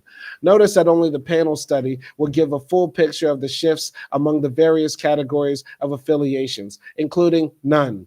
Cohort and trend studies would uncover only net changes. Longitudinal studies have an obvious advantage over cross-sectional ones in providing information describing processes over time. But this advantage often comes at a heavy cost in both time and money, especially in a large-scale survey. Observations may have to be made at the time events are occurring, and the method of observation may require many research workers. Panel studies, which offer the most comprehensive data on changes over time, face a special problem, panel mortality. Some of the respondents studied in the first wave of the survey might not participate in later waves. This is comparable to the problem of experimental mortality, which will be discussed in Chapter 8. The danger is that those who drop out of the study may be atypical, thereby distorting the results of the study. Thus, when Carol I can't pronounce that. Carol A. and her colleagues conducted a panel study of adolescent girls comparing Latinas and non-Latinas. They looked for and found differences in characteristics of survey dropouts among Latinas born in the United States and those born in Mexico. These differences needed to be taken into account to avoid misleading conclusions about differences between Latinas and non-Latinas. Roger Tarango and Kong Yi were curious about ways of decreasing panel mortality. Specifically, they considered positive and negative inducements for subjects to continue. To find out, they randomly divided their panel survey sample in half and gave the two groups different pleas to continue. In one sample, they stressed the benefits to be gained if everyone continued with the study. In the other sample, they stressed how the study would be hurt by people dropping out. The latter, negative message, increased continued participation by 10 percentage points. Figure 4.6 provides a schematic comparison of the several study types we have been discussing. All right, let's take it back and let's take a look up here at some of this data. All right, so age and political liberalism, survey dates 1972 to 1974, the age cohort 20 to 24, 25 to 29, 30 to 34, 35 to 39, and this takes place every 5 years. No, it's at random time. So 1972 to 74, 77 to 80, 82 to 84, 87 to 89. Was that every 2 years? No, that's not every 2 years because there's a major gap from 74 to 77. So the percent who would let the communists speak stays relatively the same. Percentage who would let the communists speak stays relatively the same as it goes up, showing here that the age cohort did not really change their opinion, right? So maybe some people, in fact, by the end it went up, right, compared to when they were younger, right? So some people maintain their liberalism as they get older, at least on certain issues, is what that study shows. All right, let's continue here. So let's take a look at this graph here, comparing types of study design. So a snapshots in time, that's cross-sectional. All right, measurements across time, that's a longitudinal test or study, and that's measurements across time, that's trend, cohort, and panel. Follow age group across time, that's only cohort, and study same people over time, that's panel. Okay. So, approximating longitudinal studies. Longitudinal studies do not always provide a feasible or practical means of studying processes that take place over time. Fortunately, researchers often can draw approximate conclusions about such processes, even when only cross-sectional data are available. Here are some ways to do that. Sometimes cross-sectional data imply processes over time on the basis of simple logic. For example, in the study of student drug use conducted in the University of Hawaii, students were asked to report whether they had ever tried each of several illegal drugs. The study found that some students had tried both marijuana and LSD. Some had tried only one, and others had tried neither. Because these data were collected at one time, and because some students presumably would experiment with drugs later on, it would appear that such a study could not tell whether students were more likely to try marijuana or LSD first. A closer examination of the data showed, however, that although some students reported having tried marijuana but not LSD, there were no students in the study who had tried only LSD. From this finding, it was inferred, as common sense suggested, that marijuana use preceded LSD use. If the process of drug experimentation occurred in the opposite time order, then a study at a given time should have found some students who tried LSD but not marijuana, and it should have found no students who had. Researchers can also make logical inferences when the order of variables is clear. If we discovered in a cross-sectional study of educated in private high schools received better college grades than those educated in public high schools did, we would conclude that the type of high school attended affected college grades, not the other way around. Thus, even though we made our observation at only one time, we would feel justified in drawing conclusions about processes taking place across time. Very often, age differences discovered in a cross-sectional study form the basis for inferring processes across time. Suppose you're interested in the pattern of worsening health over the course of the typical life cycle. You might study the results of annual checkups in a large hospital. You could group health records according to the ages of those examined and rate each age group in terms of several health conditions, sight, hearing, blood pressure, and so forth. By reading across the age group ratings for each health condition, you would have something approximating the health history of individuals. Thus, you might conclude that the average person develops vision problems before hearing problems. You would need to be cautious in this assumption, however, because the differences might reflect society-wide trends. Perhaps perhaps improved hearing examinations instituted in the schools had affected only the young people in your study. Asking people to recall their past is another common way of approaching observations over time. Researchers use that method when they ask people where they were born or when they graduated from high school or whom they voted for in 1988. Qualitative researchers often conduct in-depth life history interviews. For example, C. Lynn Carr, 1988, used this technique in a study of tomboyism. Her respondents, aged 25-40, were asked to reconstruct aspects of their lives from childhood on, including experiences of identifying themselves as tomboys. The danger in this technique is evident. Sometimes people have faulty memories. Sometimes they lie. When people are asked in post-election polls whom they voted for, the results inevitably show more people voting for the winner than actually did so on election day. As part of a series of in-depth interviews, such a report can be validated in the context of other reported details. However, results based on a single question in a survey must be regarded with caution. Cohorts can also be used to infer processes over time from cross-sectional data. For example, when Prem Saxena and his colleagues wanted to examine whether wartime conditions would affect the age at which people married, he used cross-sectional data from a survey of Lebanese women. During the Lebanese Civil War from 1975 to 1990, many young men migrated to other countries.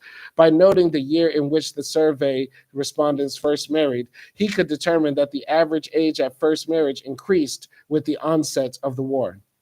For a more in-depth and comprehensive analysis of longitudinal methodologies, you might consider Peter Lynn's 2009 edited volume. The several authors cover more aspects of this subject than would be feasible in this introductory textbook. This discussion of the ways that time figures into social research suggests several questions you should confront in your own research projects. In designing any study, be sure to look at both the explicit and implicit assumptions you're making about time. Are you interested in describing some process that occurs over time, or are you simply going to describe what exists now? If you want to describe a process occurring over time, you will be able to make observations at different points in the process, or will you have to approximate such observations by drawing logical inferences from what you can observe now? If you opt for a longitudinal design, which method best serves your research purposes? Examples of research strategies. As the preceding discussions have implied, social research follows many paths. The following short excerpts from a variety of completed studies further illustrates this point. As you read each excerpt, note both the content of each study and the method used to study the chosen topic. Does the study seem to be exploring, describing, or explaining, or some combination of these? What are the sources of data in each study? Can you identify the unit of analysis? Is the dimension of time relevant? If so, how will it be handled? Let's look at the first one. This case study of unobtrusive mobilizing by Southern California Rape Crisis Center uses archival, observational, and interview data to explore how a feminist organization worked to change police, schools, prosecutors, and some state and national organizations from 1974 to 1994. By drawing on interviews with activists in the former Estonian Soviet Socialist Republic, we specify the conditions by which accommodative and oppositional subcultures exist and are successfully transformed into social movements. Using interviews obtained during fieldwork in Palestine in 1992, 1993, and 1994, and employing historical and archival records, I argue that Palestinian feminist discourses were shaped and influenced by the socio-political context in which Palestinian women acted and with which they interacted. I collected data on white separatist rhetoric from several media of public discourse, including periodicals, books, pamphlets, transcripts from radio and television talk shows, and newspapers and magazine accounts. In the analysis that follows, racial and gender inequality in employment and retirement will be analyzed using a national sample of persons who began receiving Social Security old age benefits in 1980 and 1981. And mixed modes. In this chapter, I have mentioned a number of ways to conduct social research: experiment, survey research, telephone, in person, online, field research, and so forth.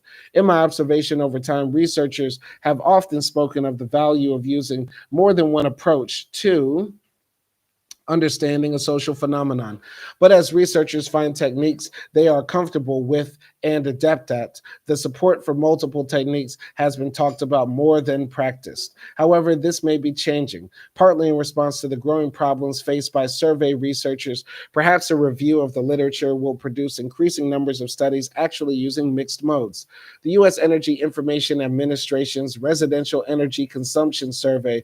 Okay, I definitely know Trump is getting rid of that organization and that survey. That's not going to exist. That name is way too long. The Rex? Never heard of that. Maybe there are too many government agencies. Maybe we do need to get rid of the deep state. Anyway, the Rex, for example, seeks to get detailed information on America's energy use. Household interviews provide much of the needed information, but the researchers discovered that household subjects usually could not provide special details of their energy consumption. So the agency collects billing data from the energy suppliers and matches those data to the households interviewed. On the other side of the globe, Peggy Koopman-Boyden and Margaret Richardson used diaries and focus groups to study the activities of New Zealand seniors in a 3-year study that aimed to analyze the experiences and perceptions of elders and organizational representatives with whom they interact in everyday encounters. Participating seniors were asked to maintain logs of their interactions, and they were invited to participate in periodic discussions of their experiences.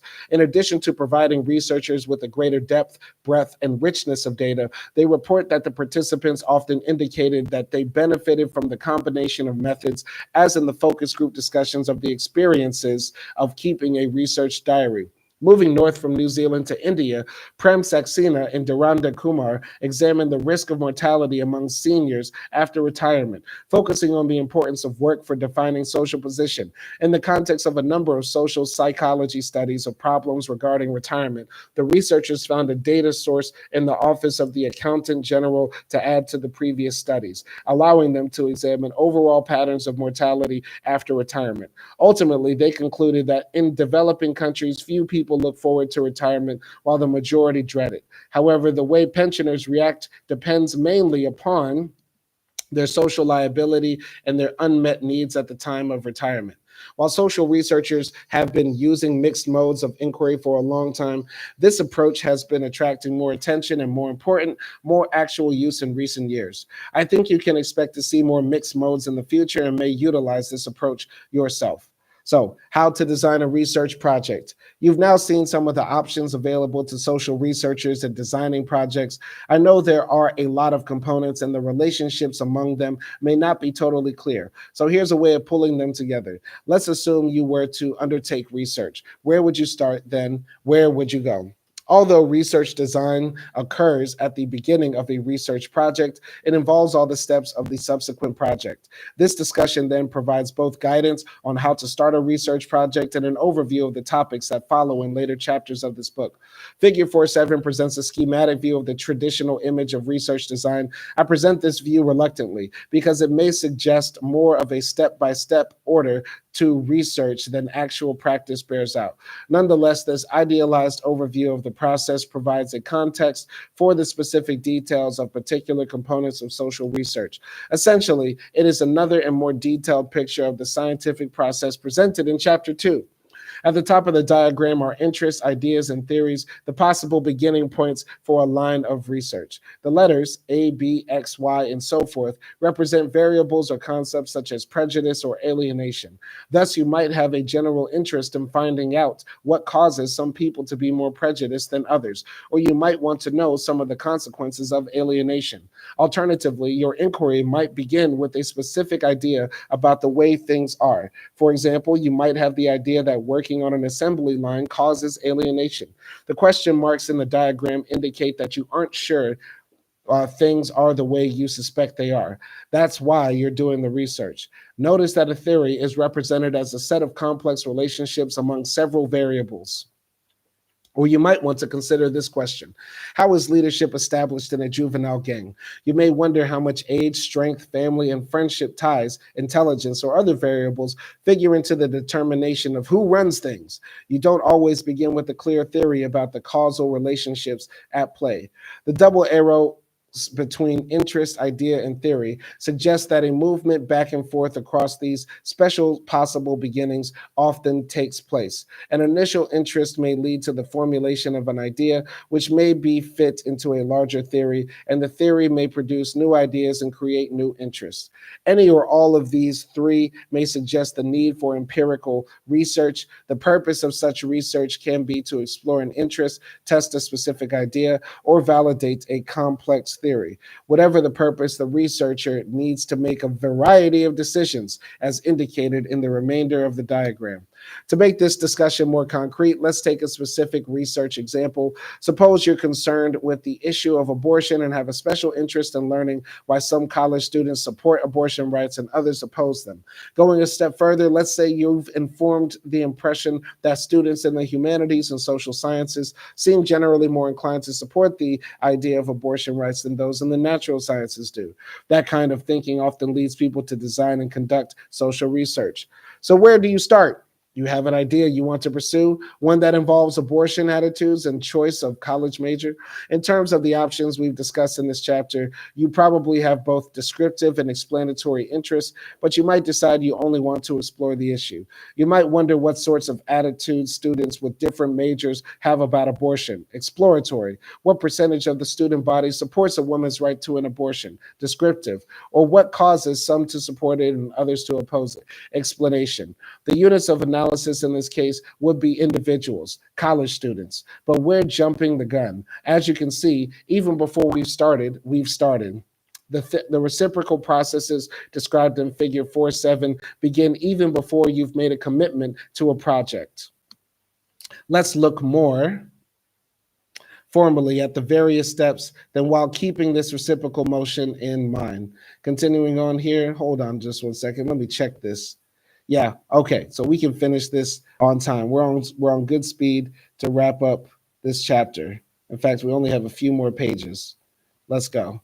All right, yeah, this is good. We did it. We did it, boys. Boys, we did it. Boys, we did it. All right, anyway, let's take a look at this graph. So the research process. Here are some of the key elements that we'll be examining throughout this book, the pieces that make up the whole of social research. So let's start here. We have our interest, something, y is something, an idea, right? X equals y, A to B, right? The theory, maybe A plus B equals C, or maybe C equals D, et cetera, et cetera. Okay, it goes all around. So population and sampling: whom do we want to be able to draw conclusions about? Who will be observed for that purpose? Choice of research method: experiments, survey research, field research, content of analysis, existing data research, comparative research, evaluation research. Conceptualization: specify the meaning of the concepts and variables to be studied. Operationalization: how will we actually measure the variables under study? Collecting data for analysis and interpretation. Data processing: transforming the data collected into a form appropriate to manipulation and analysis. Analysis: analyzing data and drawing conclusions. And application: reporting results and assessing their implications. Got it. Interesting. So yeah, this is a very helpful flow chart. So let's go here. Getting started. At the outset of your project, your aim would probably be exploratory. At this point, you might choose among several possible activities in pursuing your interest in student attitudes about abortion rights. To begin with, you might want to read something about the issue. If you have a hunch that attitudes are somehow related to college major, you might find out what other researchers may have written about that. Appendix A of this book will help you make use of your college library. In addition, you would probably talk to someone who support abortion rights and someone who don't. You might attend meetings of abortion-related groups. All these activities can help prepare you to handle the various decisions of research design we're about to examine. Before designing your study, you must define the purpose of your project. What kind of study will you undertake? Exploratory, descriptive, explanatory? Do you plan to write a research paper to satisfy a course or thesis requirement? Is your purpose to gain information that will support you in arguing for or against abortion rights? Do you want to write an article for the campus newspaper or an academic journal? In reviewing the previous research literature regarding abortion rights, you should note the design decisions other researchers have made, always asking whether the same decisions would satisfy your purpose. Usually, your purpose for undertaking research can be expressed as a report. A good first step in designing your project is to outline such a report. Although your final report may not look much like your initial image of it, this exercise will help you figure out which research designs are most appropriate. During this step, clearly describe the kinds of statements you want to make when the research is complete. Here are some examples of such statements. Students frequently mentioned abortion rights in the context of discussing social issues that concerned them personally. X% of state-used students favor a woman's right to choose an abortion. Engineers are more or less likely than sociologists to favor abortion rights. Conceptualization.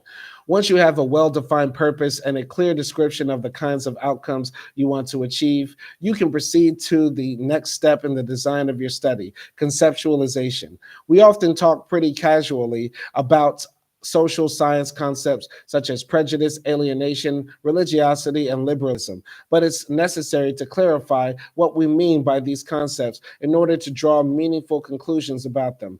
Chapter 5 examines this process of conceptualization in depth. For now, let's see what it might involve in the case of our hypothetical example. If you're going to study how college students feel about abortion and why, the first thing you'll have to specify is what you mean by the right to an abortion. Because support for abortion probably varies according to the circumstances, you'll want to pay attention to the different conditions under which people might approve or disapprove of abortion. For example, when the woman's life is in danger in the case of rape or incest, or simply as a matter of personal choice. Similarly, you'll need to specify exact meanings for all the other concepts you plan to study. If you want to study the relationship of opinion about abortion to college major, you'll have to decide whether you want to study if you want to consider only officially declared majors or to include students' intentions as well. What will you do with those who have no major?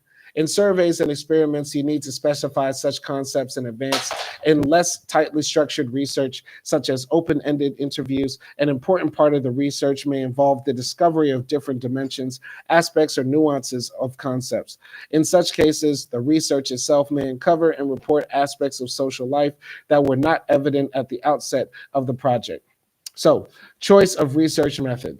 As we'll discuss in part 3, each research method has its strengths and weaknesses, and certain concepts are more appropriately studied through some methods than through others. In our study of attitudes towards abortion rights, a survey might be the most appropriate method, either interviewing students or asking them to fill out a questionnaire. Surveys are particularly well suited to the study of public opinion. This is not to say that you couldn't make good use of other methods presented in part 3. For example, you might use the method of content analysis to examine letters to the editor and analyze the different images of abortion that letter writers have. Field research will provide an avenue to understanding how people interact with one another regarding the issue of abortion, how they discuss it, and how they change their minds. Other research methods introduced in part 3 could also be used in studying this topic. Usually the best study design uses more than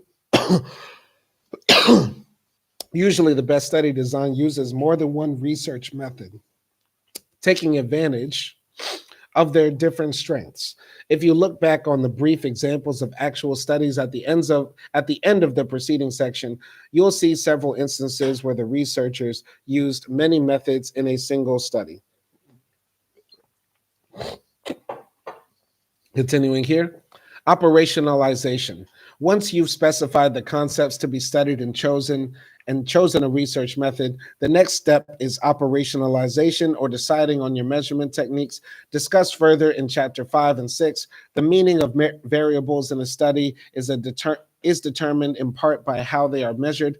Part of the task here is deciding how the desired data will be collected: direct observation, review of official documents, a questionnaire, or some other technique. If you decided to use a survey to study attitudes towards abortion rights, part of operationalization is determining the wording of questionnaire items. For example, you might operationalize your main variable by asking respondents whether they would approve of a woman's right to have an abortion under each of the conditions you've conceptualized. In the case of rape or incest, if her life by the pregnancy, and so forth. You designed the questionnaire so that it asked respondents to express approval or disapproval for each situation.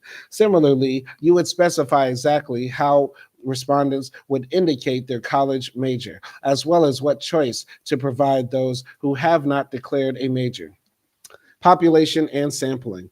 In addition to refining concepts and measurements, you must decide whom or what to study. The population for a study is that group, usually of people, about whom we want to draw conclusions.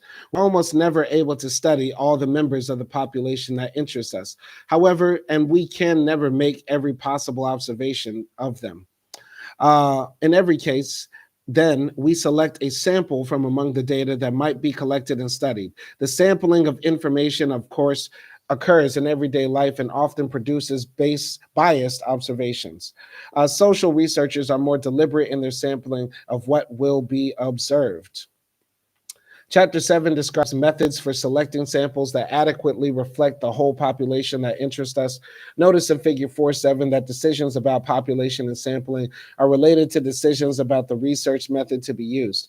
Whereas probability sampling techniques would be relevant to a large-scale survey or a content analysis, a field researcher might need to select only those informants who will yield a balanced picture of the situation under study. And an experimenter might assign subjects to experimental and control groups in a manner that creates comparability. In your hypothetical study of abortion attitudes, the relevant population would be the student population of your college. As you'll discover in Chapter 7, however, selecting a sample will require you to get more specific than that. Will you include part-time as well as full-time students, only degree candidates, or everyone? International students as well as U.S. students, undergraduates, graduate students, or both? There are many such questions, each of which must be answered in terms of your research purpose. If your purpose is to predict how students would vote in a local referendum on abortion, you might want to limit your population to those eligible and likely to vote. And observations. Having decided what to study among whom, by what method, you're now ready to make observations to collect empirical data. The chapters of Part 3, which describe the various research methods, give the different observation techniques appropriate to each. To conduct a survey on abortion, you might want to print questionnaires and mail them to a sample selected from the student body. Alternatively, you could arrange to have a team of interviewers conduct the survey over the telephone. The relative advantages and disadvantages of these and other possibilities are discussed in Chapter 9. Data processing. Depending on the research method chosen, you'll have amassed a volume of observations in a form that probably isn't immediately interpretable. If you spent a month observing a street corner gang firsthand, you'll now have enough field notes to fill a book. In a historical study of ethnic diversity at your school, you may have amassed volumes of official documents, interviews with administrators and others, and so forth. Chapter 13 and 14 describe some of the ways social science data are processed or transformed for qualitative or quantitative analysis. In the case of a survey, the raw observations are typically in the form of questionnaires, with boxes checked, answers written in spaces, and the like. The data processing phase of a survey typically involves the classification, coding of written in answers, and the transfer of all information to a computer.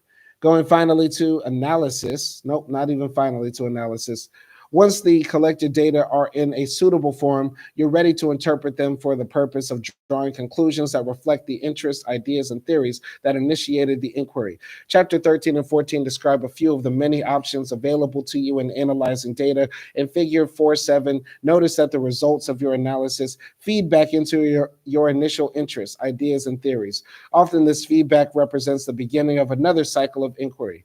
In the survey of student attitudes about abortion rights, the analysis phase would pursue both descriptive and explanatory aims. You might begin by calculating the percentage percentages of students who favored or opposed each of these several different versions of abortion rights. Taken together, these several percentages would provide a good picture of student opinion on the issue. Moving beyond simple description, you might describe the opinions of subsets of the student body, such as different college majors, provided that your design called for tracking other information about respondents. You could also look at men versus women, freshmen, sophomores, juniors, seniors, and graduate students, or other categories that you've included. The description of subgroups could then lead you into an explanatory analysis. Application. The final stage of the research process involves the uses made of the research you've conducted and the conclusions you've reached. To start, you'll probably want to communicate your findings so that others will know what you've learned. It may be appropriate to prepare and even publish a written report. Perhaps you'll make oral presentations, such as papers delivered to professional and scientific meetings. Other students would also be interested in hearing what you've learned about them. You may want to go beyond simply reporting what you've learned to discussing the implications of your findings. Do they say anything about actions that might be taken in support of policy goals? Both the proponents and the opponents of abortion rights would be interested. Karen Akerlof and Chris Kennedy have provided an omnibus analysis of ways in which social research can be used to design and evaluate programs to combat environmental degradation. They identify 5 major areas: promote favorable attitudes, increase personal agency, facilitate emotional motivation, communicate supportive social norms, alter the environmental context, design the choice. So finally, be sure to consider what your results suggest in regard to further research on your subject, what mistakes should be corrected in future studies, what avenues opened up slightly in your study should be pursued further. Research design in review. As this overview shows, research design involves a set of decisions regarding what topic is to be studied among what population, with what research methods, for what purpose. Although you'll want to consider many ways of studying a subject and use your imagination as well as your knowledge of a variety of methods, research design is the process of focusing your perspective for the purposes of a particular study. If you're doing a research project for one of your courses, many aspects of research design may be specified for you in advance, including the methods such as an experiment or the topic as in the course of a particular subject, such as prejudice. The following summary assumes that you're free to choose both your topic and your research strategy. In running a research project, you'll find it useful to begin by assessing 3 things: your interests, your abilities, and your available resources. Each of these considerations will suggest a large number of possible studies. Simulate the beginning of a somewhat conventional research project. Ask yourself what you're interested in studying. Surely you have several questions about social behavior and attitudes. Why are some people politically liberal and others politically conservative? Why are some people more religious than others? Why do people join militia groups? Do colleges and universities still discriminate against minority faculty members? Why would a woman stay in an abusive relationship? Spend more time thinking about the kinds of questions that interest and concern you. Once you have a few questions you'd be interested in answering for yourself, think about the kind of information needed to answer them. What research units of analysis will provide the most relevant information? College students, corporations, voters, cities, or senior citizens? This question will probably be inseparable in your thoughts from the question of research topics. Then ask which aspects of the units of analysis will provide the information you need in order to answer your research question. Once you have some ideas about the kind of information relevant to your purpose, ask yourself how you might go about getting that information. Are the relevant data likely to be already available somewhere, say in a government publication, or would you have to collect them yourself? If you think you would have to collect them, how would you go about doing it? Would you need to survey a large number of people or interview a few people in depth? Could you learn what you need to know by attending meetings of certain groups? Could you glean the data you need from books in the library? As you answer these questions, you'll find yourself well into the process of research design. Keep in mind your own research abilities and the resources available to you. There's little point in designing a perfect study that you can't actually carry out. You may want to try a research method you haven't used before so you can learn from it, but be careful not to put yourself at too great a disadvantage. Once you have a general idea of what you want to study and how, carefully review previous research in journals and books to see how other researchers have addressed the topic and what they have learned about it. Your review of the literature may lead you to revise your research design. Perhaps you'll decide to use a previous researcher's method or even replicate an earlier study. A standard procedure in the physical sciences, the independent replication of research projects is just as important in the social sciences, although social researchers tend to overlook that. Or you might want to go beyond replication and study some aspects of the topic that you feel previous researchers have overlooked. Here's another approach you might take. Suppose a topic has been studied previously using field research methods. Can you design an experiment that would test the findings those earlier researchers produced? Or can you think of existing statistics that could be used to test their conclusions? Did a, did a mass survey yield results that you'd like to explore in greater detail through on-the-spot observations and in-depth interviews? The use of several different research methods to test the same finding is sometimes called triangulation, and you should always keep it in mind as a valuable research strategy. Because each research method has particular strengths and weaknesses, there's always a danger that research findings will reflect, at least in part, the method of inquiry.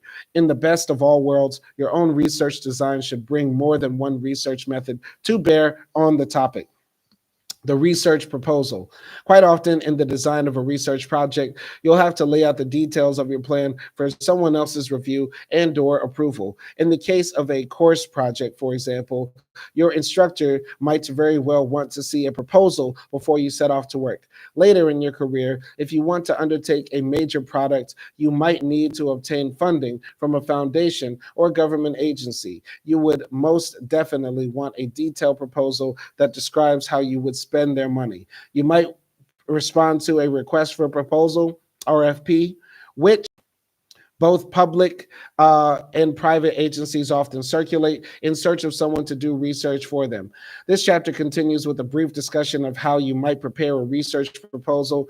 This will give you one more overview of the whole research process that the rest of this book details. Very interesting. I wonder if they pay well. I wonder if they pay well. All right, so elements of a research proposal. Although some funding agencies, or your instructor for that matter, may have specific requirements for the elements or structure of a research proposal, here are some basic components you should include. I've posed some questions that should help you establish some key elements of your proposal. Problem or objective. What exactly do you want to study? Why is it worth studying? Does the proposed study have practical significance? Does it contribute to the construction of social theories? Literature review. What have others said about this topic? What theories address it, and what do they say? What previous research exists? Are there consistent findings, or do past studies disagree? Are there flaws in the body of existing research that you think you can remedy? Chapter 17 has a lengthier discussion of this topic. You'll find that reading social science research reports requires special skills. If you need to undertake a review of the literature at this point in your course, you may want to skip ahead to chapter 17. It will familiarize you with the different types of research literature, how to find what you want, and how to read it. There is a special discussion of how to use online resources and how to avoid being misled by information on the internet. In part, your review of the literature will be shaped by the data collection methods you intend to use in your study. Reviewing the designs of previous studies using the same techniques can give you a head start in planning your own study. At the same time, you should focus your research on your research topic, regardless of the methods other researchers have used. So if you're planning field research on, say, interracial marriages, you might gain some useful insights from the findings of surveys on the topic. Further, past field research on interracial marriages could be invaluable in your designing a survey on the topic. Because the literature review will appear early in your research proposal, you should write it with an eye of introducing the reader to the topic you will address, laying out in a logical manner what has already been learned on the topic by past researchers, then leading up to the holes or loose ends in your in our knowledge of the topic, which you propose to remedy. Or, a little differently, your review of the literature may point to inconsistencies or disagreements to be found among the existing research findings. In that case, your proposed research will aim to resolve the ambiguities that plague us. I don't know about you, but I'm already excited about the research you're proposing to undertake. Subjects for study. Whom or what will you study in order to collect data? Identify the subjects in general, theoretical terms, then in specific, more concrete terms, identify who is available for study and how you will reach them. Will it be appropriate to select a sample? If so, how will you do that? If there is any possibility that your research will affect those you study, how will you ensure that the research does not harm them? Beyond these general questions, the specific research method you'll use will further specify that matter. If you're planning to undertake an experiment, a survey, or field research, for example, the techniques for subject selection will vary quite a bit. To this end, Chapter 7 of this book discusses sampling techniques for both qualitative and quantitative studies. Measurement. What are the key variables in your study? How will you define and measure them? Do your definitions and measurement methods duplicate or differ from those of previous research on this topic? If you have already developed your measurement device, a questionnaire, for example, or will be using something previously developed by others, it might be appropriate to include a copy in an appendix to your proposal. Data collection methods. How will you actually collect the data in your study? Will you conclude an experiment or a survey? Will you undertake field research, or will you focus on the reanalysis of statistics already created by others? Perhaps you'll use more than one method. Analysis.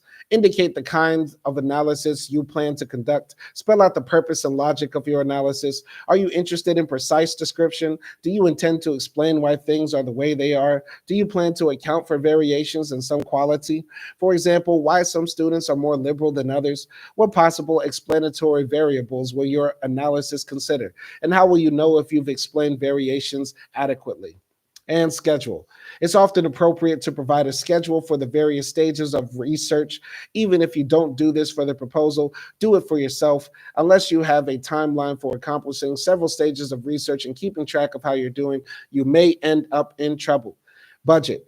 When you ask someone to cover the costs of your research, you need to provide a budget that specifies where the money will go. Large, expensive projects include budgetary categories such as personnel, computers, supplies, telephones, and postage. Even for a project you'll pay for yourself, it's a good idea to spend some time anticipating expenses, office supplies, photocopying, digital storage devices, telephone calls, transportation, and so on.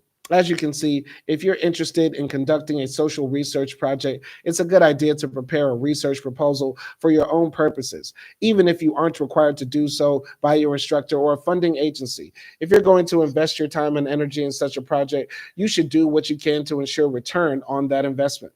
Now that you've had a broad overview of social research, you can move on to the remaining chapters in this book and learn exactly how to design and execute each specific step. If you found a research topic that really interests you, you'll want to keep it in mind as you see how you might go about studying it. As always, however, you should keep the ethical dimension of your research design in mind as you explore your options.